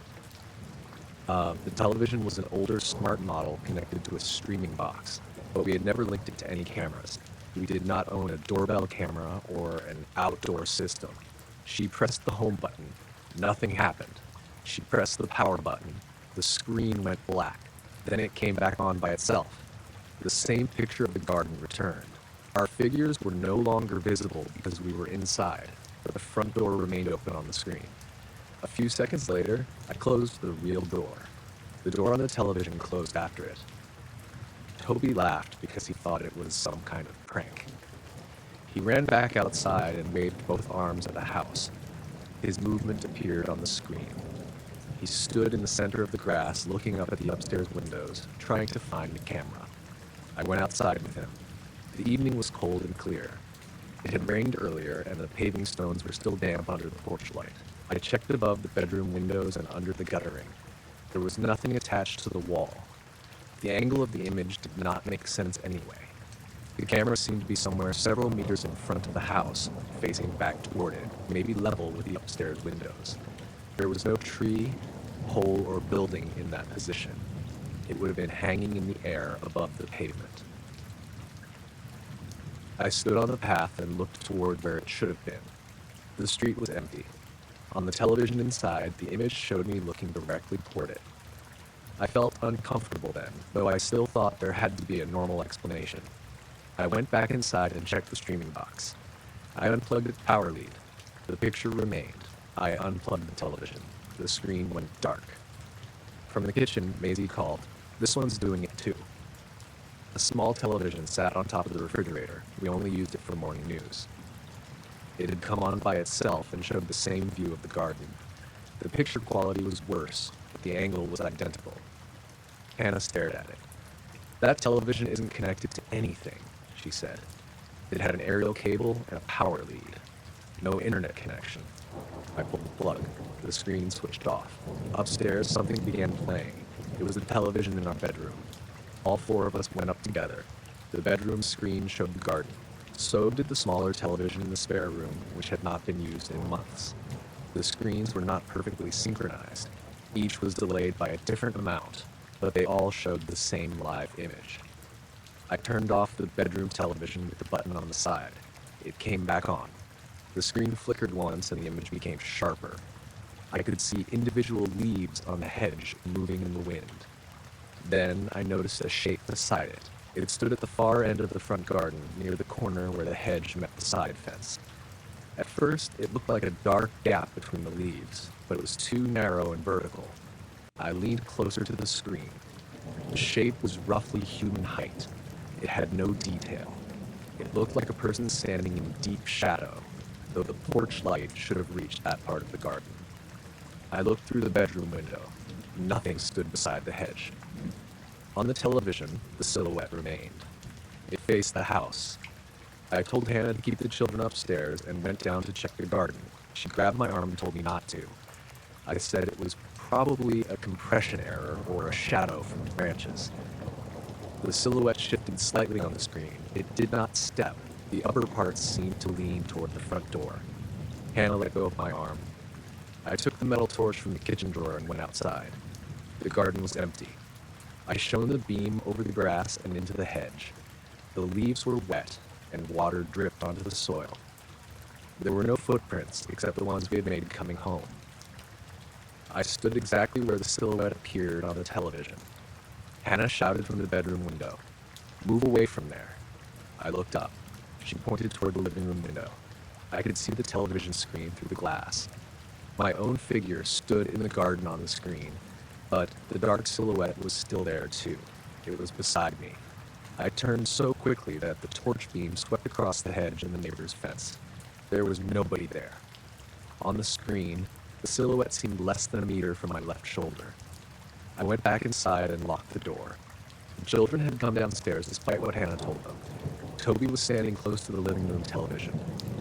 "Dad," he said, "it moved when you didn't." The screen showed the front garden with a delay of around 2 seconds. We could see my wet footprints on the path, though they were hard to make out in the green picture. The silhouette had moved to the center of the grass. It stood directly facing the camera. There was still no clear outline of arms or legs. The lower half seemed to fade into the lawn. The head was slightly too small for the height, but I could not tell whether that was because of the poor image. Maisie asked who it was. I told her nobody was outside. She started crying. Hannah closed the curtains, but that did nothing to the picture. The television continued showing the garden from outside. I called the police. I said someone might be standing in our front garden, though I admitted we could only see them through the televisions. The operator asked if I could see the person through a window. I opened a curtain a few centimeters. The garden looked empty. On the television, the silhouette stood near the path. The operator said officers would come when available and told us to stay inside with the doors locked. While I was speaking, a faint sound came from the television. Until then, there had been no audio. Now there was a low rustling noise, like wind moving over a microphone. I could also hear our voices, but badly delayed. My answer to the operator came through the television around 8 seconds after I said it. Then another sound appeared beneath it, a soft clicking. 3 clicks, a pause, then one more. Toby turned toward the screen. It's tapping. The silhouette raised one side of its upper body. I could not see a hand, but a narrow part extended toward the house. The clicking came again. This time it came from the front window. Hannah pulled the children away from the living room. I ended the call and switched on every outside light. The porch light came on. The side light came on. The motion light over the garage stayed dark. The television image brightened slightly, but the silhouette did not. It remained a flat, dark shape that seemed to absorb the light around it. I went to the electrical panel and shut off the main power. Every light in the house went out. The television stayed on. Their screens gave off a pale green glow in the rooms and upstairs hallway. I could see the same garden image through several doorways. The silhouette stood in a different position on each screen. On the living room television, it was by the path. On the kitchen television, it stood beside a hedge. On the bedroom television upstairs, Hannah said it was directly below the camera. The pictures were no longer showing the same moment. The children began panicking. I turned the power back on, but nothing changed. The front door handle moved. It went down slowly and returned. All 4 televisions showed the door staying closed. A second later, the handle moved on the screens. The silhouette did not move. Someone knocked once. Not loudly. It was a careful tap in the middle of the door. Hannah took the children into the kitchen. I stood in the hallway with the torch even though the lights were on. Another knock came from the side window, then one from the living room glass, then the upstairs bedroom window. Each sound was separated by 2 or 3 seconds, moving around the house too quickly for a person. The televisions picked up none of it. Instead, the audio carried a low, steady hum. The picture began shaking slightly. The silhouette on the living room screen leaned forward. The head area changed shape. For a moment, 2 faint lighter marks appeared where a face should have been. They were narrow and set far apart. I could not tell whether they were reflections or gaps in the image. Maisie shouted from the kitchen. The small television above the refrigerator had changed. It no longer showed the garden. It showed our hallway. The angle looked down from the top of the stairs. We were all visible. I stood near the front door. Hannah held both children by the kitchen entrance. There was no camera at the top of the stairs. Behind me, at the far edge of the television picture, the silhouette stood against the wall. I turned around. The hallway was empty. On the screen, the shape moved closer. It did not walk. It became taller, then narrower, as if it were moving toward the camera without crossing the floor. I grabbed the kitchen television and pulled it from the wall socket. It went black. The living room television changed to the hallway view. So did the screens upstairs. The image showed us from above with a dark shape behind me. The delay was gone. When I lifted my arm, my image lifted its arm at the same moment. I moved left. The silhouette moved left too, keeping the same distance behind me. I felt the pressure at the back of my neck, like someone holding a hand close to the skin without touching. Hannah could see it on the screen. She told me not to move. The hum grew louder. The ceiling light above the stairs dimmed, though the other lights stayed bright. A cold patch moved down the hallway. I felt it pass over my legs and stop near the front door. The silhouette on the screen turned away from me. It faced the door. Outside, the porch light went out. Every screen changed back to the garden. The silhouette was there again, standing on the path. A second shape now stood beside it. This one was shorter and harder to see. It appeared only when the picture flickered, like a shadow hidden between frames. The 2 shapes faced the street. I heard a car approaching. Headlights moved across the curtains as a vehicle turned into our road. On the screen, the shapes stretched sideways. The police car passed in front of the garden and blocked the camera's view. For less than a second, the television showed only the side of the vehicle. When it cleared, both silhouettes were gone. The picture remained for a moment longer. Then every television switched back to the channel or menu it had been showing before we left for the walk. The sounds stopped. The house felt normal again. 2 officers checked the garden, side passage, shed, and the road behind the houses. They found nobody. There were no marks on the grass except ours, and no damage to the doors or windows. I showed them the televisions, but they worked normally. The officer tried each remote and checked the cables. He said it might have been a crossed wireless signal, though he agreed that did not explain the older sets. Our neighbor, Mr. Ellison, came outside while they were there. He had heard the knocking. He said it began at his back window, moved along the side of his house, and stopped near the hedge between our gardens. His television had not turned on. The next morning, I checked the outside walls again in daylight. There was no camera. Near the hedge, I found a damp oval patch on the grass where the silhouette had first appeared. It was about the size of a person standing with their feet together. The surrounding lawn had dried in the morning sun, but that patch remained wet and cold. Toby stood in the doorway while I examined it. He told me the image on the television had not been from above the pavement. I asked what he meant. He said he had looked carefully when he went outside and waved. The camera moved when I moved, he said. I told him cameras sometimes track people. He shook his head. No, it wasn't watching the garden. He pointed at the upstairs windows. It was looking out from inside the house. The aircraft started circling a little after 10 while I was washing dishes. I heard it pass over the back of the house, fade toward the road, then come around again from the west. It had a low, uneven engine sound that I recognized right away. Small propeller planes flew over our area all the time because there was a municipal airport about 12 miles south of us. Most of them crossed once and kept going. This one kept turning. My name was Elaine Foster. I was 42 then, living alone outside Athens, Georgia, in a one-story house near the edge of a wooded subdivision. My husband and I had separated the year before, and my daughter was away at college. I had 2 neighbors close enough to see through the trees, but neither house was directly beside mine. It was a warm night in early April. Rain had moved through during the afternoon, and a low ceiling of gray cloud remained after dark. The air was still, not quiet exactly. Frogs were calling from the drainage pond, and water dripped from the gutters. But there was no wind. The plane passed again. The sound came from behind the kitchen window, moving left to right. It was loudest for maybe 10 seconds, then dropped away. About a minute later, I heard it returning from the front. I checked the time on the microwave, 10:08. I went into the living room and turned off the television. The engine became clearer without the background noise. It had a slow pulse to it. Not sputtering. More like the propeller speed rose and fell slightly every few seconds. I waited by the front window for it to pass. The sound crossed above the roof. I saw nothing through the glass except my own reflection and the wet street beyond the yard. That did not seem unusual because of the cloud cover. A plane could have been several thousand feet up and still sounded close in damp air. I went back to the kitchen. The next pass seemed lower. A drinking glass on the drying rack gave a faint rattle. The cabinet door above the sink vibrated against its frame.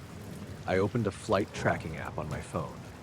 There were 2 commercial flights west of Athens and 1 small aircraft near the airport, but nothing over my neighborhood. That happened sometimes. Not every private plane broadcast its location. I stepped onto the back porch. The engine noise continued over the trees. My porch light showed the yard, the fence, and the lower branches of the oaks. The clouds reflected some of the city glow and looked pale gray. I looked for navigation lights. Nothing moved above the trees. Then I noticed the branches. They were completely still. That should not have bothered me. The weather had been calm all evening, but the plane sounded low enough that I expected some movement in the treetops, or at least a shift in the clouds as it passed. The sound traveled from west to east. The branches did not move. The cloud cover did not change. I stood near the steps, listening until the engine faded behind the house. The frogs stopped, all of them. The silence lasted about 20 seconds. Then the aircraft came around again, and the frogs started at the same moment. I went inside and locked the back door. I called my neighbor across the road, Ruth Maddox. She was retired and usually stayed up late.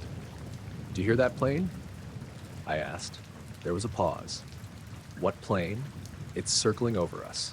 Ruth stepped outside while we stayed on the phone. I heard her screen door open. The engine passed over my house again. "Now," I said. "It's right above me." "I don't hear anything."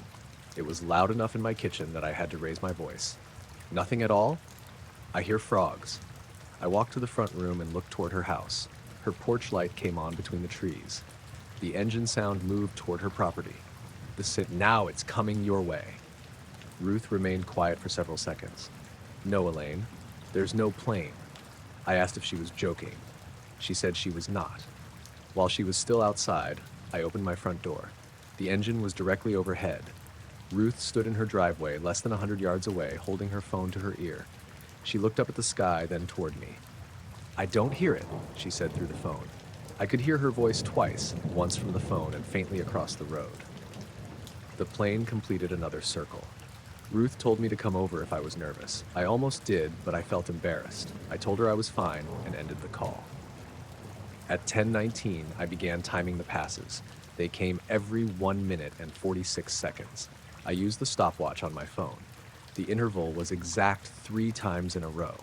The sound always appeared behind the house, crossed toward the front, faded near the eastern tree line, and returned from the west. The route made a circle around my property. Not the neighborhood, my property. I could tell because the sound remained centered over the roof. It never moved as far as Ruth's house, even though it seemed to be traveling in that direction. I checked all the windows and locked the side door. The next time it passed, I heard a faint click from the ceiling. It came from the smoke detector in the hallway. A small green light on it blinked, then stayed on. I stood beneath it and listened. The engine faded. The green light went dark. When the sound returned, the light came on again. I removed the battery. The detector gave one short chirp and then remained silent, but the green light stayed on even with the battery in my hand. I took it down from the ceiling and placed it on the dining table. The light followed the plane's movement. It brightened as the engine approached and dimmed as it moved away. That was the first moment I stopped thinking it was an ordinary aircraft. I called my brother Michael, who lived about 20 minutes away. He answered, and I explained what was happening. He listened while the sound passed over the house. "You hear it?" I asked. "I hear something." "What does it sound like?" He hesitated. "Like you have a fan running." I did not have a fan on. I held the phone toward the ceiling. The engine was loud enough to rattle the vent above the stove. Michael said all he could hear was a low hum. He offered to drive over. I told him yes. After we ended the call, I checked the time. 10:27. The engine had been circling for almost 20 minutes. I decided to record it.